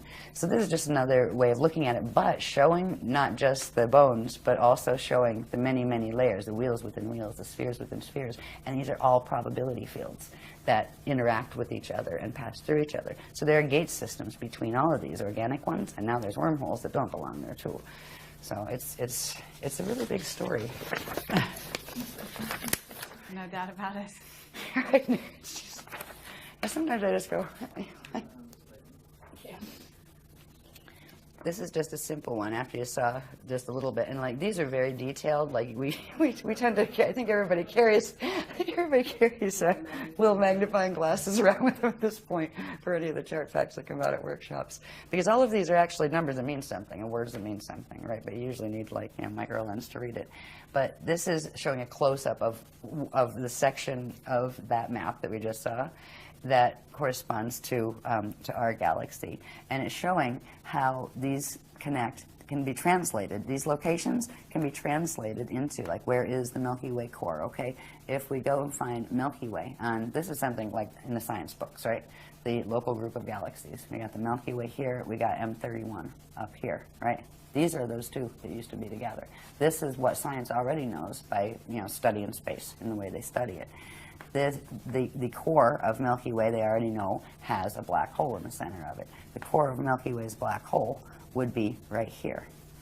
M31 is right here, and we're in this twisted down offset here in these spheres. So you can literally find us in the maps. And this is how the Adashi masters, they will not use words like time lords and that kind of stuff. They hate that power thing because it's a twist on power. The Lord concept where, oh, Lord and Master, so above. They really just don't come from there. They are adepts. They are adept at what they do. Yes, they have achieved Christ's star ascension. But anyway, they use these. These are their coordinate maps. And you know how they use them? Once you get to the point where you ascend, you simply visualize it. It runs the encryption through your field, bang, zoom, you're gone, you're there. Speed of thought. And that's what So there's a purpose behind showing this, in other words, such that the individuals that see it can then begin to internalize the maps themselves Yes. and then start, because It there's will going help. to be It will act. It will bring back their own ancient awareness Activating of their these memories. things. Yes, that's Yeah. why the guardians wanted to be able to show. Okay. That's why we use tons of graphs every time we have a workshop. Okay. Yeah, but it helps. I mean, if you can read them forever and kind of go, oh, okay, I kind of get that. We tell people, don't worry about it. Just watch the sequence. And often it is the sequence, because they'll show this graph, then they'll show this, and they create a wave, an activation wave. That if you have the codes that correspond to this in you, if you don't, it won't affect you at all. You say, oh, whatever, right? But you will start to, it will help you wake up to the, to the ancient knowledge if you Okay, carry and it. is there a correspondence in some of the crop circles? Yes, to both sides. Yeah. Yeah, yeah. Some of them are very not friendly, and some of them are. I remember we were really thrilled when the guardians actually said, that's ours. There was only one. There was one. It was a number of years ago, but we actually have a picture of it on one of the covers of our Templar manual thing. Yeah. Where is that? Milk Hill on that one? Yeah. There in England. Give me this. Oh, this is just showing you, and I talked about the overlap between us and our parallel. Okay, we're back in these maps again. These are called the probability maps. When we look at them with just the balls, without And bones. when you're calling them probabilities, are you saying that, in other words, that means that certain things could change within these maps? It Certain means areas that could activate, certain other places could close down?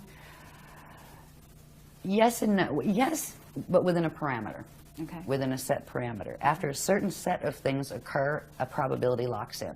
Okay. And then whatever's in that probability must follow through to whatever the natural next point is. Okay. And that's what we've been stuck in. We've actually been stuck in this probability system on Earth for ages now, for many And what you're 100,000 saying years is the longer than we should have. probability system here locked in, and that's why they're doing a 200-year evac, as you call it.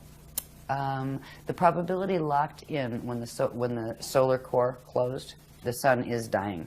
All right, and that is going to start at some point create, red pulse, which is a vapor wave that takes out any life on the planet.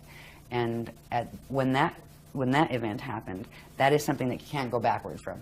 All right, so you are locked into that probability, and then there are various versions of what you might see, but certain things are going to happen, period. And you can't change them no matter how much you push out and visualize it, right? Or no matter how many people you get together to do a world peace meditation, right? Because we try to do those too, right, to help the grid.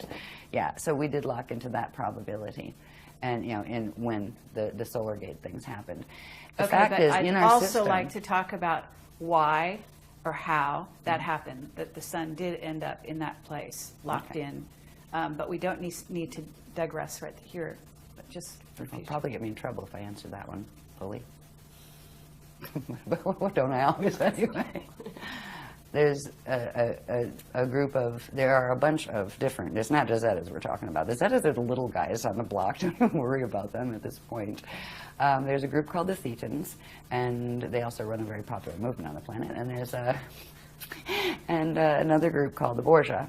They are from the parallel Akasha, part of the black hole system. They have been trying to get control of the grids here. Everybody's fighting over the Death Star Merkaba, because it's here and it can be activated. So you're Now there's a saying bunch of these- systems that are fighting over this, right? Well, they actually tried to activate what's called the Mica Mecha complex. The Mica Mecha complex is a set. Mica is on parallel Earth, and the Mecha complex is here, and it is a set of wormholes that connect in through the Thetan grids. There's like certain implants here that the Thetans put in. So they actually tried to blast through to activate that and take it away from the other groups, FA groups, who were actually activating it.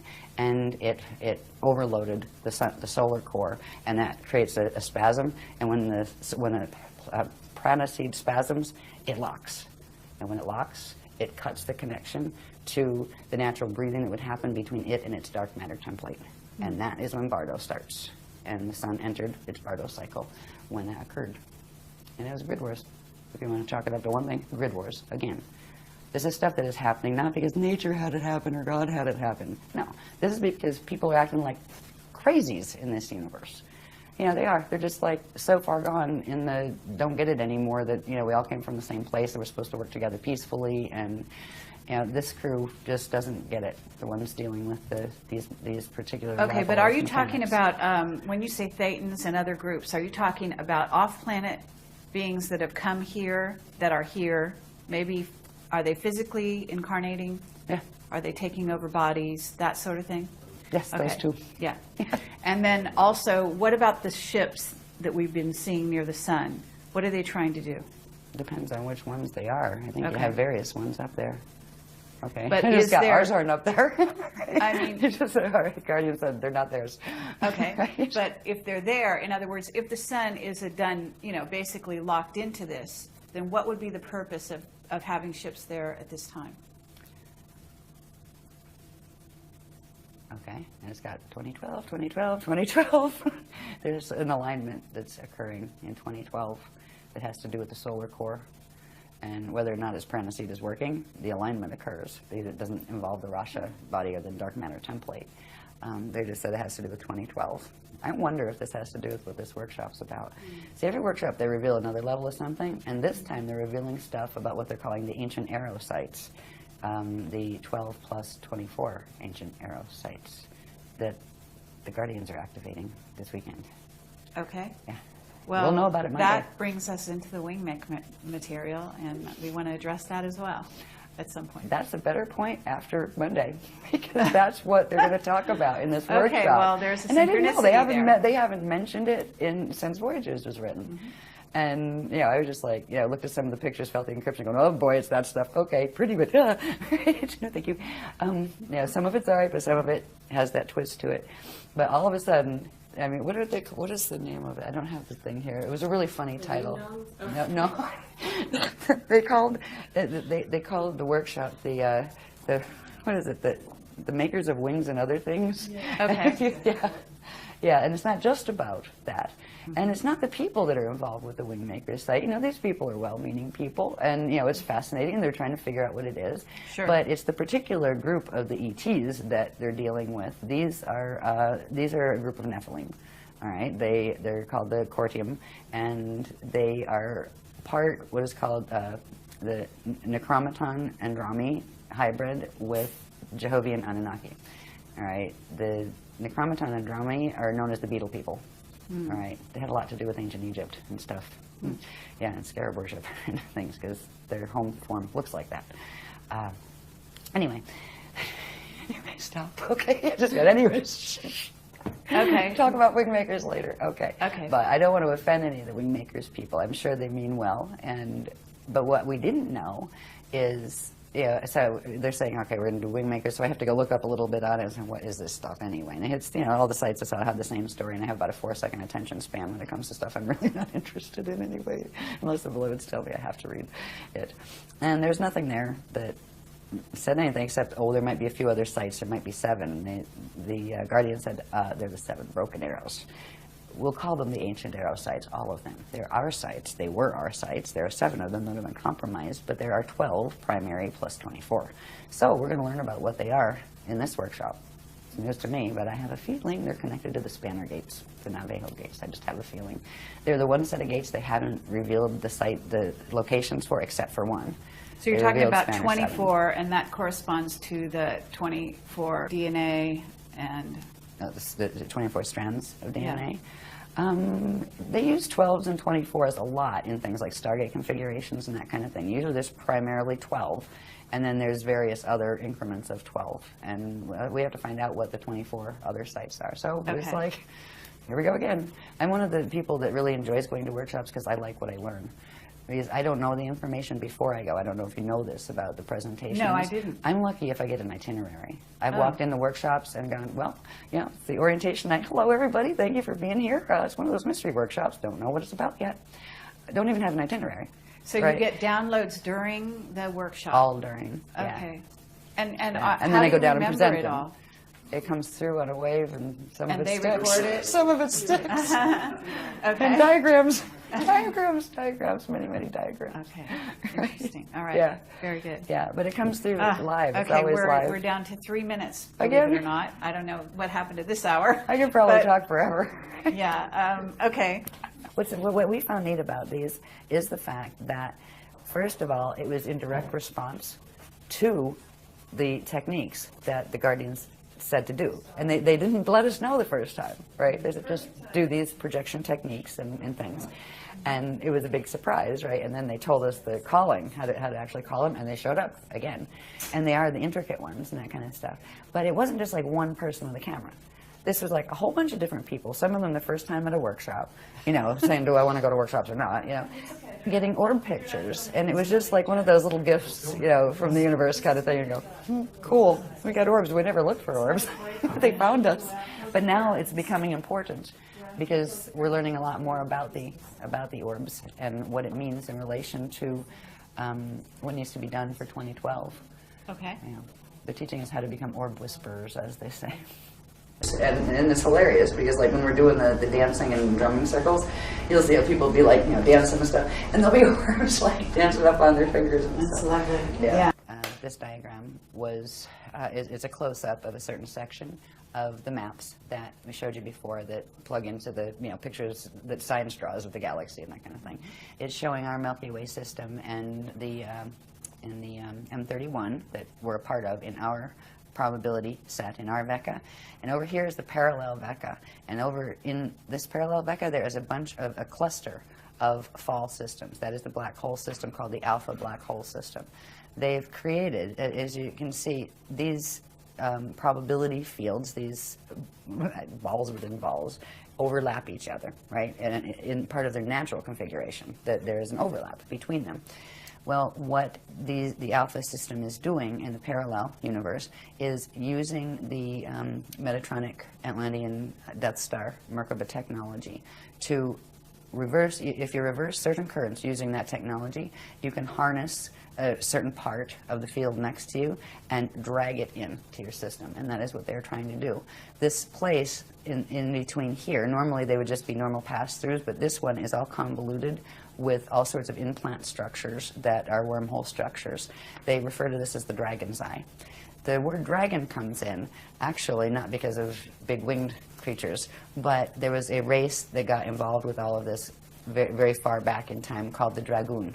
And the Dragoon races took sides over which sides of the fallen ones they were going to side with, and the Dragoon races ended up with some of theirs fallen, trying to help the others. And then you ended up with ones that wanted them all exterminated, ones that wanted just the one side exterminated, ones that just wanted the other. So the dragon races are actually the Dragoon race line. It is a reptilian-based race line, reptilian crossed with what are called equerry. And equerry are a group of the ones that originally were called aquery before they fell. The aquery are from the Aquarian matrix that are the hosters, the ones that are helping here. Some of them incarnated into the falling matrices to try to assist, and a group of them had, this is ancient, way, like, you know, a couple billion years ago, they got ensnared in one of the fallen angelic dramas, and they ended up falling, meaning they ended up in a fall system and they lost their ascension codes. And the distinction with them is they became the equerry, where they use the E instead of the A on the front. And do they have a memory? Will they have a memory of when they weren't fallen? It depends on the fall, honestly. It depends on, because the blank slate technology, when this thing does its whole thing, it just completely wipes you clean, where you don't remember anything. You wake up and it's like, yeah, just born here. What am I? Who am I? Where am I? That kind of thing.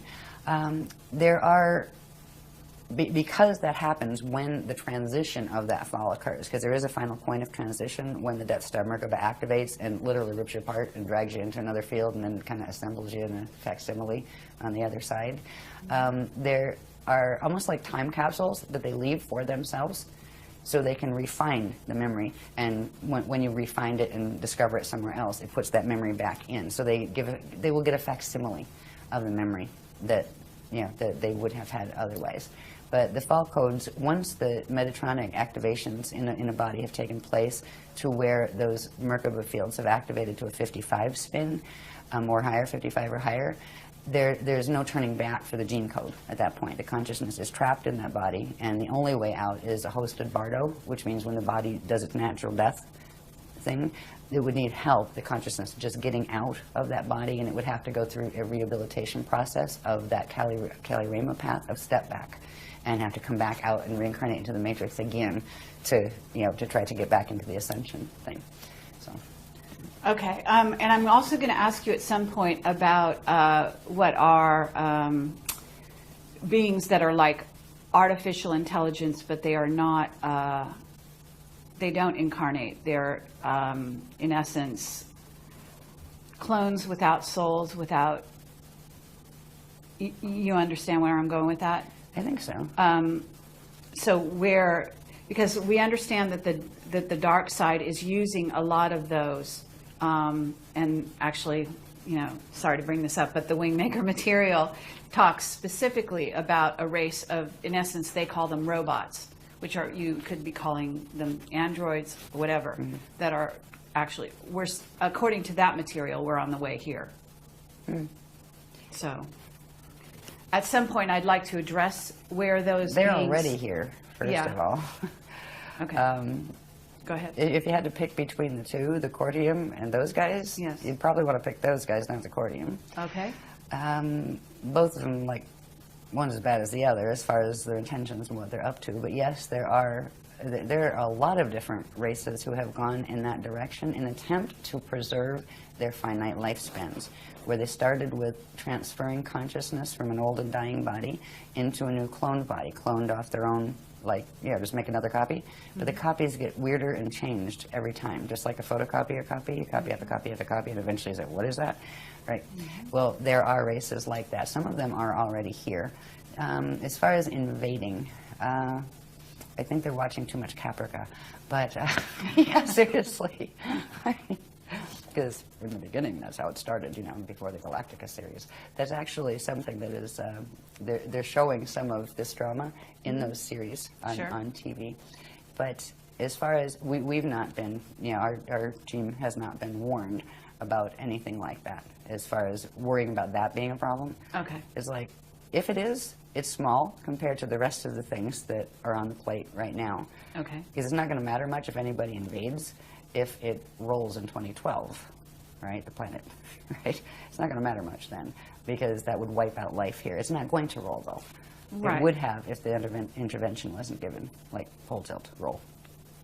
I understand. Okay, so, and we can also talk about that. We can talk about, in other words, what was planned in terms of, are you talking about a pole reversal? Are you talking about a pole shift in which the planet itself would roll?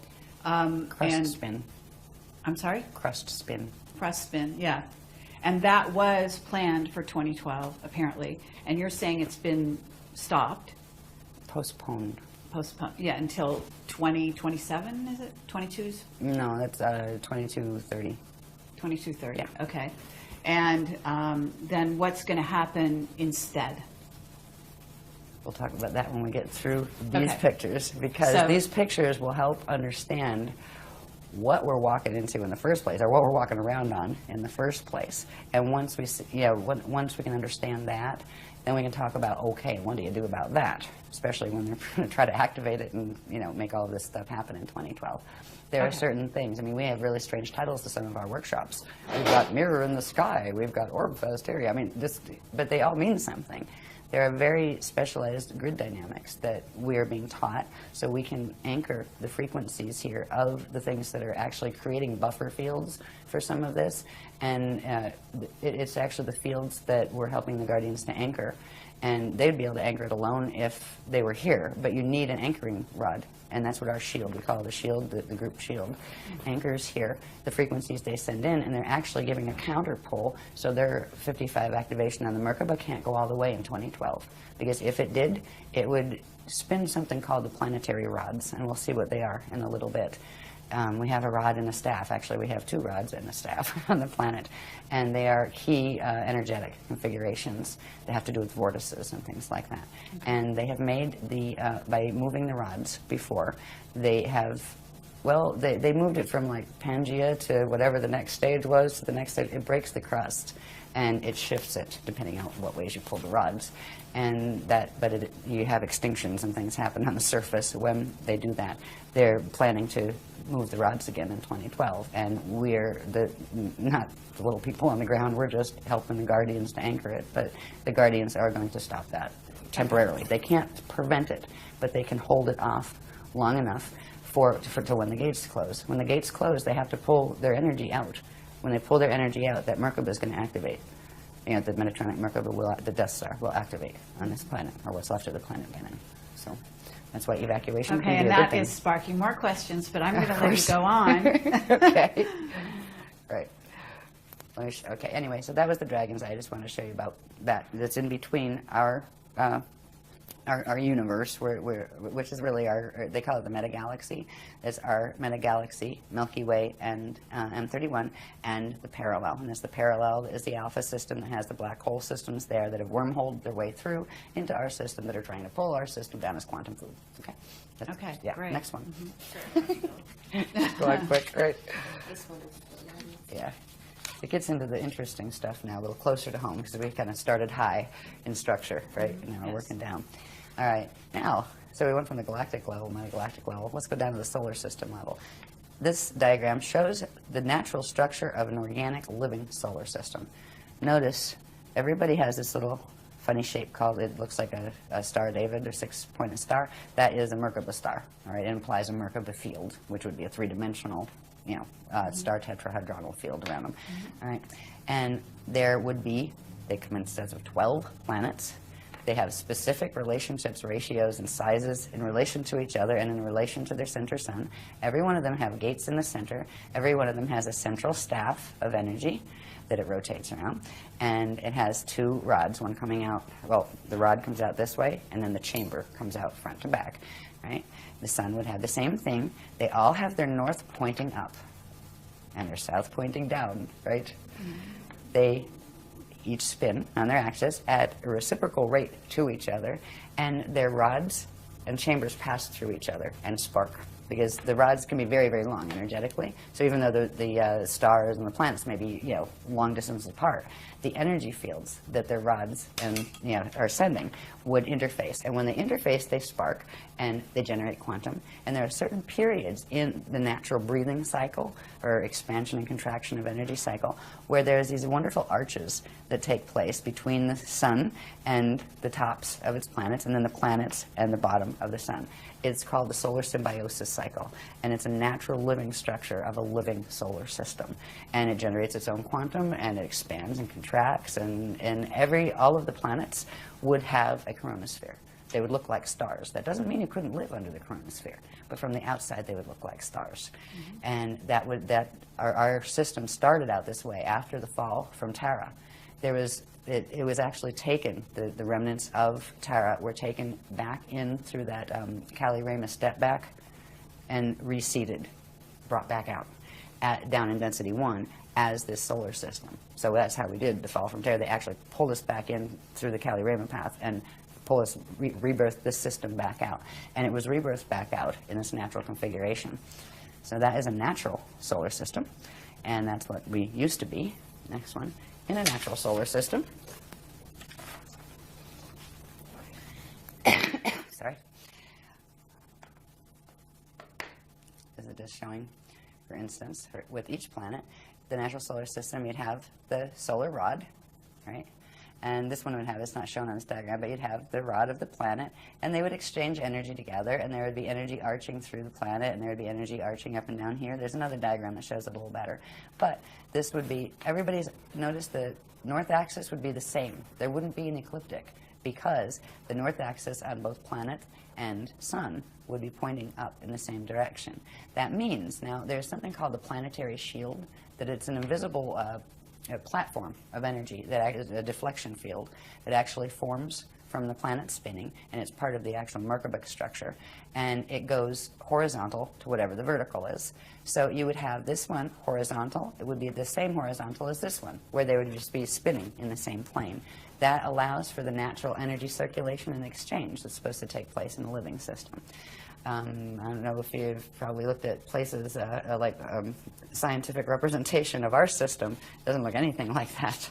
You know, when I think it's Uranus is on its side, whereas it literally rotates on its side. Now, when it's a living system, this would be the natural organic electromagnetic energy flow around a planet. This is called the Yanyan flow, and we have half a book, I think, dedicated to these. The Cathara 2-3 manual deals with these heavily, and it shows the formation of them, what they do. You know, these are the natural electromagnetic flows of a living, breathing system that has the capacity to, through its core, interact with other living, breathing systems around it. It's part of the natural structure. Now, this looks nothing like the electromagnetic fields we have around our planet right now, our magnetosphere and those things. All right, there's a reason, and we'll see that in a minute. When a planet's doing what it's supposed to and a solar system is doing what it's supposed to, it goes through periods where it actually, the whole system will disappear because the two Hara bodies that its vector is, you know, it's manifesting within, will pull into the center, recharge, and come back out again. When they recharge, the planets and the whole solar system will go into this configuration of light body, spirit body structure. It's called the chariot of fire. And it's literally part of the ascension vehicle. It's not the whole thing, but that's showing some of the dynamics involved in it. Now, we used to be an ascension system. Notice in the chariot of fire, there is that Merkaba structure again. Now, this is just a simple Merkaba structure. It's a biveka, which means it has one cone going down and one cone coming up. There's much more complex structures. But this would be the natural kind of thing that if this was a living, breathing system, and same with the galaxy would have the same type of interaction. The galaxy does not have its galactic plane is tilted. Things are tilted all over the place in the galactic plane, and our solar system is in the same position. The natural ones have these configurations. The flat plane, the solar symbiosis arches, with the breathing between them, the ability to go into chariot of fire state. This little diagram here that's on the Cathara grid shape, right, that core template shape, it has, at 45 degrees, it has two of its petals. We call this the lotus, right? These are lotus flows, they're core flows, and they allow for actually movement of, on these flows, you have a series of spheres, actually, and it allows for the movement of the spheres, so they spark, they generate quantum, and then they open up again. So it's a self-generating system. It's a perpetual motion, continually living system. All right, here again are the Yanyan flows, the natural ones, the natural Merkabic structure with a straight shield, deflection shield, and natural Merkaba. So that's what it's supposed to look like. And let's go back to the solar system level. And this is a bit messy because I never had this one typeset, but at the moment, this is our solar system.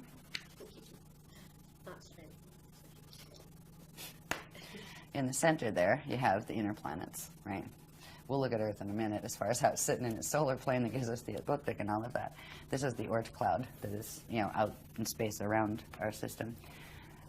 What should have been Nibiru, our 12th planet, not our 10th. It was our 12th planet. I believe Chiron was our 11th, and then Pluto, and then where the asteroid belt is, there was another one called Maldoc, and that exploded. So this is a mess. This solar plane is twisted here where you have Pluto's orbit, right? That's already going wacky out this way.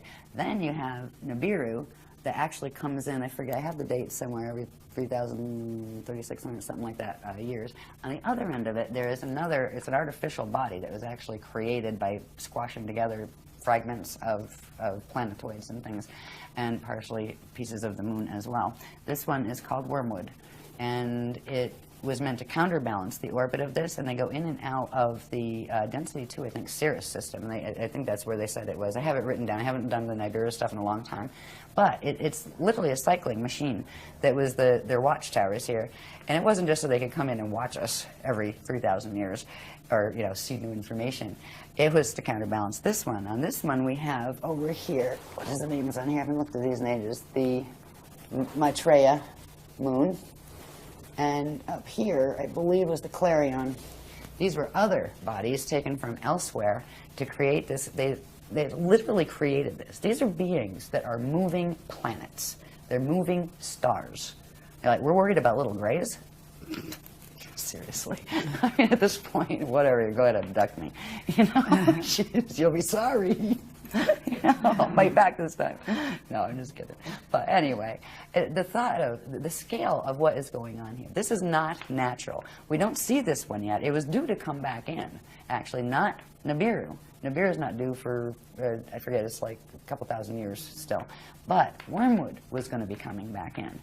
Fortunately, Wormwood in 2003 became Wormwoods because it was shattered. It was going into the orbit of parallel Earth at the time, because the parallel Earth is connected in here, the orbits of that, which we'll see later in other stuff. But it was at least shattered, but it is still a massive asteroid belt, or not belt, but mess. And it still potentially can come back in. If it does, it creates total havoc when it comes in. These orbits come in, I believe it's between Mars and Jupiter, I think is where they pass up. And it causes a bit of havoc on the system.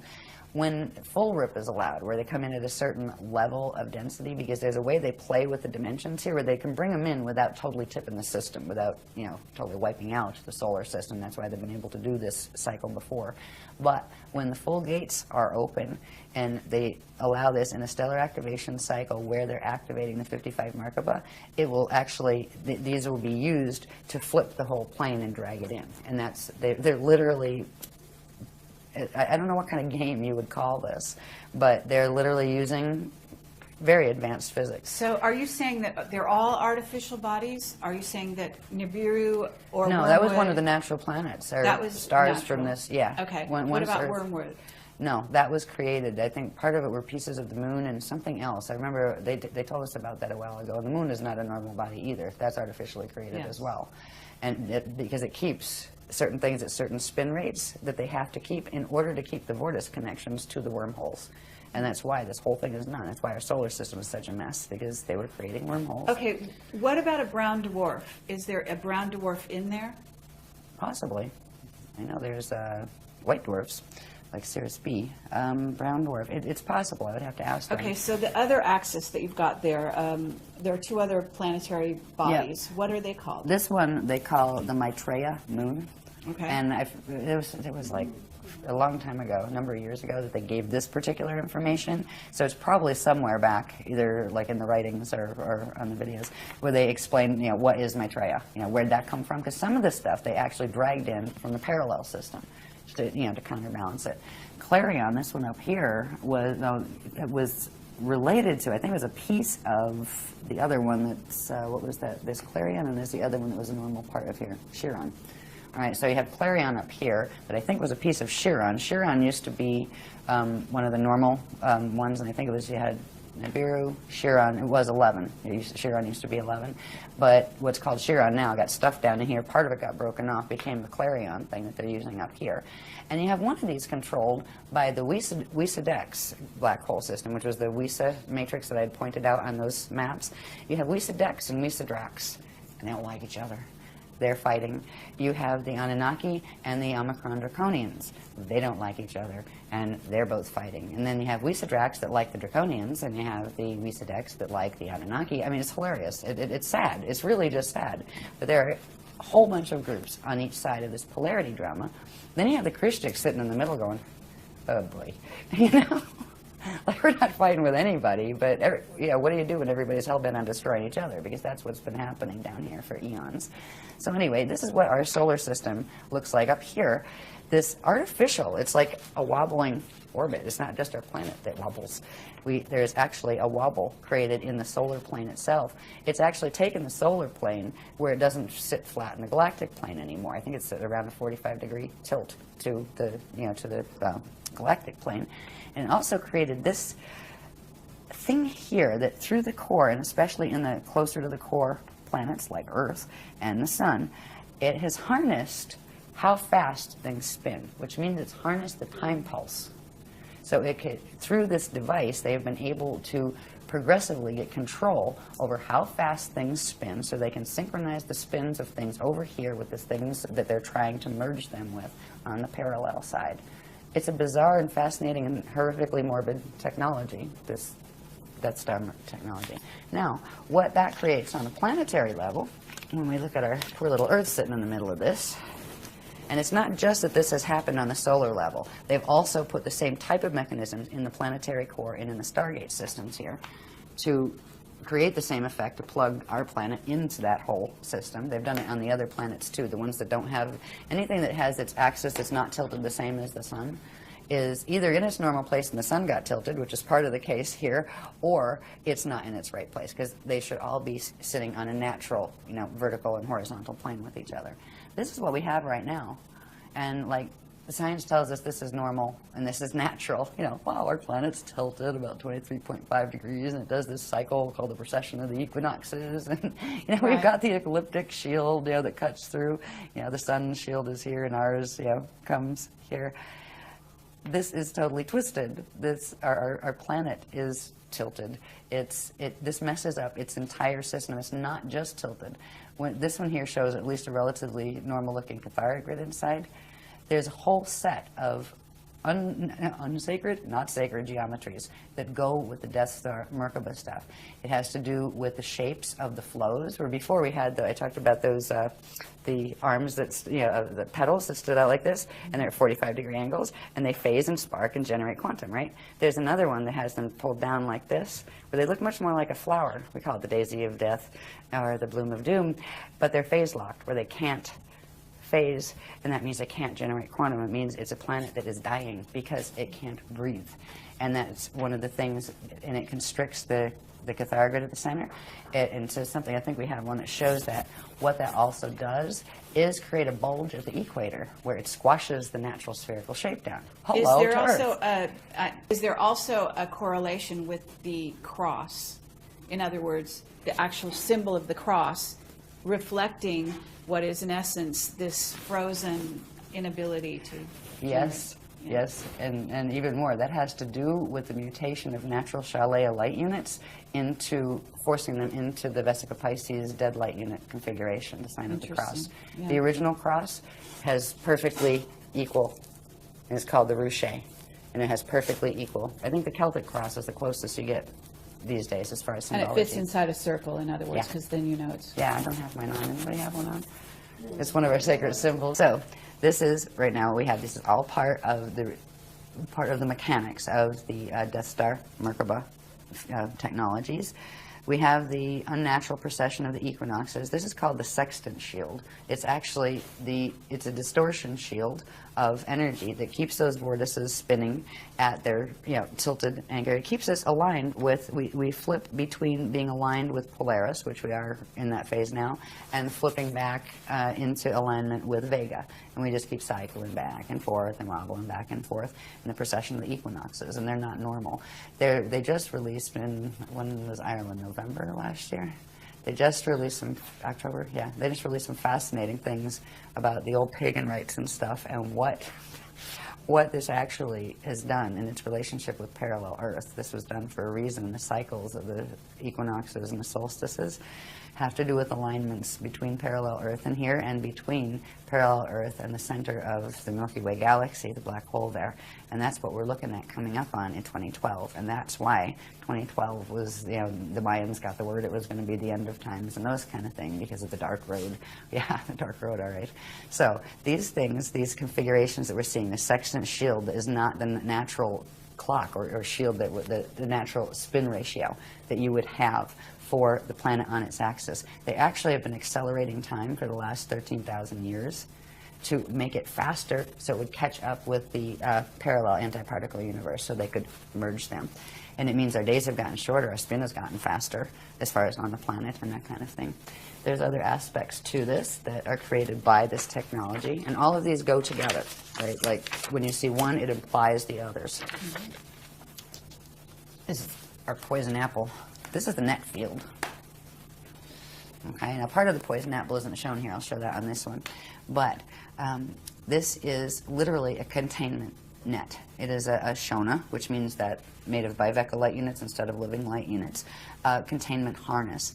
And this is what the Death Star Merkaba actually creates around a planet, a system, or a body, When you work those Merkaba mechanics, this is what you're creating. It's a torsion field that constantly circles energy in on itself, but does not have a connection to anything outside of itself, except of what it can feed off at its center from its core. And this is, there are 3 levels of this that actually move in Earth's atmosphere, and they can literally control. One of them runs through like the magnetosphere area, and actually there's 3 others down from that, so there's really four major layers of this.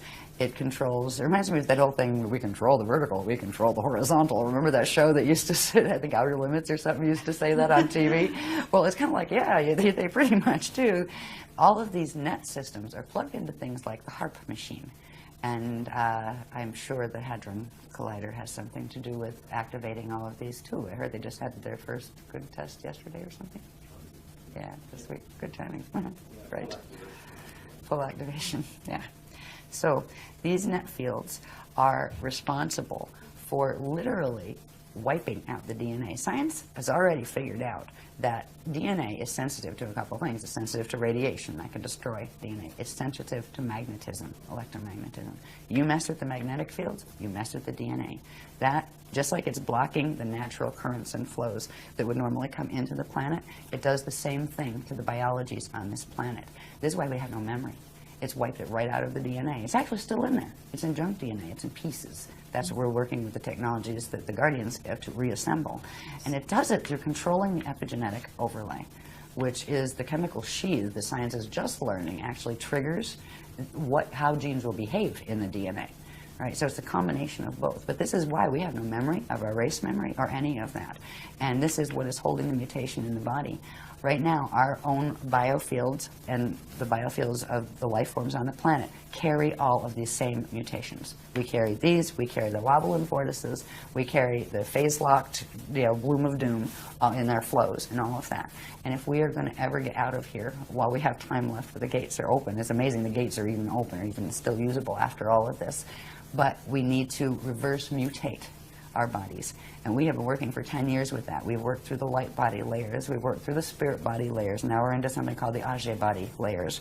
That they're kind of, the Age body is interesting. It's like a combination between the spirit body and the light body and the atomic body, that once you master that, it allows you to actually do the transfiguration and turn into light. And the first stage of that is called glide, where you learn to bilocate, where you put yourself into orb. And you go elsewhere and bilocate and then come back. But you still have to leave a body here. The second stage is what we're working on now, is called translocation, where you get to the point where you can do a certain level of transfiguration of a certain quantum of your atoms into light temporarily, so you can go visit elsewhere and take your body with you, but you will still be keyed to the space-time imprint or encryption of this planet until a certain other thing happens, right? So that's called a slide 1. The third thing is called slide 2, or span. That's called where you learn how to not just translocate, where you're going to visiting and then come back, but transmigrate, where you actually can be free and you do not have to come back here, you don't have to incarnate back here. That has to do with releasing something called the Vibody cell. That is the donated quantum from the egg and sperm of your parents. That was not your spirit body encryption. That has to be released before you can be freed from the space-time location in which those two things came together. It gets released as what's called Vibody dust, right? So there's this whole process, anyway, involved with it. While we have this going on, we are literally, the planet is keeping us mutated because the visitors are keeping the planet mutated. And at this point, good luck fixing the planet, because look at the solar system, look at the galaxy. This problem is going on all the way up into the galactic level. And there's a certain point where the quantum that is going down is larger than the quantum that can pull it back. And that is what's occurring, and that's why there's 200 years left on the gates, as far as 200 years Earth time. Okay, but isn't it true that the planet is a being? Yes. And also is going to be able to escape this? It chose the path of Kali Rama, which is the step-back path. Right? So Instead it's of the going path to of fall. implode and then re-emerge. Yeah, it'll go back into that middle density that happens to be called the edons. Out here, the density. Remember when we? I don't have one really. Yeah, I do. On this graph, let me get my stickies out there too. When we have the Hara bodies, right? And we had the core, the inner, the middle, and the outer domains. They each have names. This outer domain area where we are now, where we're experiencing the Kali Yuga, that is called a radon, right? And this one is called an edon. And then this one, the inner one, is called an adon. And the core is called, what is it called? I can't even remember it. It's been so long since I taught this. It's the core. Leave it at the core. But anyway, you've got the dons, right? So this is the Garden of Eden, right? It's the step back to where it is innocent and pure. When you do the step back, it clears anything off your encryption that didn't belong there in the first place. And it's literally, they call it passing through the ring of fire in order to get back into the purity, and then you get to come back out again and try again. Or at least you get to try again. But I also have a question, was where is Tara in this equation? Because Okay. All right, well, part of Tara is what we're sitting on. The solar system is part of Tara. The other part of Tara is when we look up in the sky and see Alcyone, the star Alcyone in the Pleiades cluster. All right, that is the remnant of what Tara was. So if you take Alcyone and take the quantum of this solar system here, minus the few bits that they put in that didn't belong here, that weren't from here, and you put all that quantum together, you would have had Tara. Okay, in density 2. But my understanding was there was going to be, that once there's an ascension group that's going to leave here and go to Tara. That was before the Bridgestone project failed. Oh, That failed in 2003. I see. So at this point, the Voyagers books, you would not believe what we have been moving through since that. We're on mission upgrade 44, 45. Yeah, I have a list of them somewhere. Yeah, just because it's amusing to look at. For you to see, oh my God, there's been that many mission upgrades. First, there was the attempt to salvage. This is all the stuff they're trying to do before the thing happened with the sun. Once that happened, there's nothing that can be done at that point. But we still have ascension, but it's like the fly by the seat of your pants. Keep these gates open, and you've got 200 years to get anything that's going up out of here. And that's what's happening at this point. So Voyagers was written 10 years ago. Yes. Yeah. A lot has happened. Okay, so, but okay, my mind's going too many places at once here. But if they're not going to Tara, and maybe you're getting to this, then where are they going? And are they going back to Alcyone or jumping where? Or is that, they're making up their minds? They're going home. There's a few steps to get there. M31. Okay. Andromeda Galaxy. Oh. That's all where right. we're aiming back. But there's a few steps in between. The first set of steps has to do with something simply called higher Earth. We're in the lower Earth planes. There are a set of planes that are still in predicaments. They're still connected to this mess that we've been looking at. But they're in much better shape. They're not under the net. And that's the first stage, where we go to higher Earth. Then there's a level beyond that that's still part of the Earth plane's quantum that's called median Earth. Then, if we go back to remembering when they were telling us about the history of how they seeded the Amenti rescue mission in and created a solar system, there was a host star here that Amenti Earth had been seeded into, and that was called Ashale. So that will be the next stage. And from Ashale, we'll move through, there's another layer that has to do with the level of energy called the Iridanus layer that we don't really have to get into because it gets very complicated as far as different types of energy. But it's another set in between before we get to Eartha in M31. But that is where we're going. And from there, that's where originally the encryption here emerged from. From there, you can go where you want, basically. Mm-hmm. But it's a process of re-evolving back to where we can do full Christ star evolution on our own, because right now we're being hosted, we're being given frequency to support us in the process until we can hold that frequency ourselves. So Tara was where we were aiming until the Bridgestone project failed. And at this point in this system, since those books were written, there were intergalactic wars that were taking place here that involved what was called the Eka. And the Eka is, if you remember the maps that showed one Cathara grid and then 4 of them together with the thing at the center, right? Mm-hmm. The thing at the center is the Eka. That's a little Cathara grid, and that's like they call it, well, for Earth it would be like the inner Earth would be there and that kind of thing. It wouldn't be in here. It's actually up there. It's like a high level.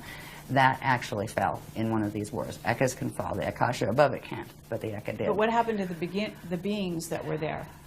They've gone into various places. Some of them are in the state of here. They're doing evac. this whole system, the VECA system, is actually being evacuated. So going vertically, the usual way, wasn't an option anymore. That's why they had to take us from just going into harmonic Merkaba states or harmonic ascension states into transharmonic, where we could actually go through and into the like the Edon domain. There's a space between the radon and the Edon. It's called the Aurora Continuum. You have to have a transharmonic Merkaba ability to be able to go through there and then come back out again someplace else. So that is the technologies they're teaching us, because vertical is not an option anymore unless you want to end up in one of the wormhole sets going on into the fall. So it's been a really rough trip since the books were written, actually. But we're all still standing, and the Guardians are still giving us the information. So I'd rather leave on a happier note, though. Okay. Before we do a break. That's okay. Well, let's keep going. It's not much happier. Okay. As far as the poison apple fields go, this one shows the shape better. You have that net field around it, but see that little shape right there? Looks like an apple. Yes. That's the shape of our magnetic fields, the basic shape of our magnetic fields, even though they There's a flux crop all circle over. that looks like that. Lovely. I'm out of town. Right? This thing here, right? A lot of people are using that as their logo these days. Right. Yeah. And that is the phase locked Ah. arcs, the can't phase. With the constricted, if you look at, you can look at this more closely if you want to. You can see the difference. There's two cathara there. One, the artificial tree of life, which is taking the natural proportions and pulling them in, where it actually squeezes it, and that changes the shape of the sphere and gives you a bulge at the equator, like our planet has, because that is the configuration our planet has in light body right now. interesting. And this is also connected to something called Metatron's cube and something called the Fibonacci spiral. And what is this center bit right there? See In that? this, Little micro center bit. Not the dark. the dark. Is that a black hole or? No, that is another one of their twisted, we call them Cathara centers, but we know that on our grids these are actually stargates, right? Right, let you take this down into the planet, and that's where you got Stargate connections, have Stargate connections, right? And these are twisted ones. So these would line up with the Stargates that interface with the Amenti gates to harness the Amenti gates. So that's just one of them here. But if you look at that, if you look at the teachings that goes with that logo, you'll be amazed to see how it fits and relate when it sits next to what eternal life creation is. All of the shapes that they've shown us how they fit together, what the processes are that they work from. They don't just say, here, there's a that. You know, that's a sacred. Why is it a sacred? It does what, right? They've shown how the pieces fit together, what the processes are, and then they've shown how those things, what they do to that structure. And so, anyway, there's all sorts of pieces that show we've had to do this because this is what is taking down the planet, these dynamics, and people now practicing them again, just like in Atlantis. It's like Atlantis rising again. It really is the same. How do we get in this predicament? Very much Look so. around you. Same way. Yeah. Yeah. Gullibility on a certain level where, oh, sure, I'll try that, right? Not wanting to hear it if somebody's trying to say, maybe you want to think about that first. How the same way that right now you have a whole New Age movement that was supposed to be a movement of enlightenment and everybody loving each other, being a bunch of backbiting people practicing anti-Christian mechanics that are harming themselves and harming the planet. How did that happen? You know? Same question for Atlantis. How did it happen? But there's also the misuse of crystals that I'd love you to talk about a little bit at some point if you are willing. There's all sorts of really strange things being done with crystals. And they'd probably rather get through this stuff, and that's kind of like, Yes. that's kind of like orbs. You know, can have- crystals, orbs. Tarot cards, no. Yeah, I like tarot cards. I'd like to design a deck, actually. They're really good for just letting spirit comment to you, give you waking dream material back to you. Yeah. Now, crystals are another subject, and we do take them seriously. They're very powerful beings, actually, and they can be used in terrible ways. And right now, speaking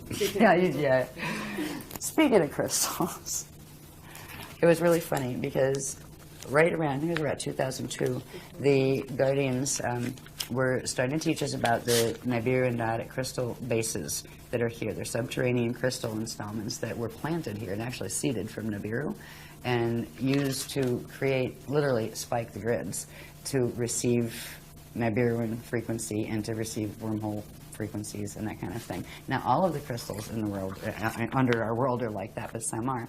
Right when we were being given this information, this lady appears in one of the workshops, and she says, "I've seen him. I went there." And she brought photos, and it blew my mind. Look at this. This is Leela. Yeah. She actually was one of the few that got to go down there. Is that she knew like, the scientists. I think they're in Mexico? Yeah, this Chihuahua. Yeah, and there's many others like that actually on the planet. Okay. But these are this one was one that was seeded. It's a Nibiruan cluster actually. Yeah. So. But what happens to the people that go inside there, though? It must be pretty intense. Well, they don't die from the heat. Right? It's like 107 degrees. Yeah. Yeah, it's really bad. Frequency-wise, well, they were, you could do interesting things with those. Now they're not so bad because the Guardians have worked in a way that has recalibrated them, because there's been a whole bunch of deals and treaties going on, because the ones that broke the original Treaty of Altair that was set, that was talked about in the Voyagers book, they found that they lost that round, and the other ones are going to take them over and take over their grids. So a bunch of them handed their grids back over to us and kind of, we'll be nice now, right? It kind of comes down to a split between the Anunnaki and the Dracs, right? And the Dracs, you have Omicron Draconian, you have the others, Odedicron Reptilians, and a bunch of others. And then on the Anunnaki side, you have the Tothian Anunnaki, which are like the snake people, and you have the Jehovian Anunnaki and a number of others. And then you have the Weesus taking sides. You have the Weesadrax, the Weesadex. And what about the Syrian Anunnaki? Where do they fit in? You have, they can come both Jehovian, there's some Jehovian ones, and like Nibiruan ones are primarily Tothian, but not all. Anunnaki tend to hang together. And then the really fancy Anunnaki gene code are the Enochians, all right, where they took both Anunnaki groups and created a master race, right, gene line. All right, so the Enochian Anunnaki, yeah, they're usually high Illuminati guys, you know, running around with 33rd degree pluses and things. But hey, it's cool. You know, it takes a village. Okay. Yeah. Well, we could get into more detail on that, but I guess let's move on. Should we take a break now, or do you want to go to the end? Why don't we take a break? Because I've hit that spot where we get into the planes of Earth, which gets fascinating, because this is where we get into the spherical maps and the vertical maps, going up and down from the core up into the atmosphere, and we start finding out where we're going to learn to orb to, and eventually where that space is going to become physically solid as well as this space. So we'll be able to move through, and that's what our teachings are teaching us how to do. Go home. Yeah.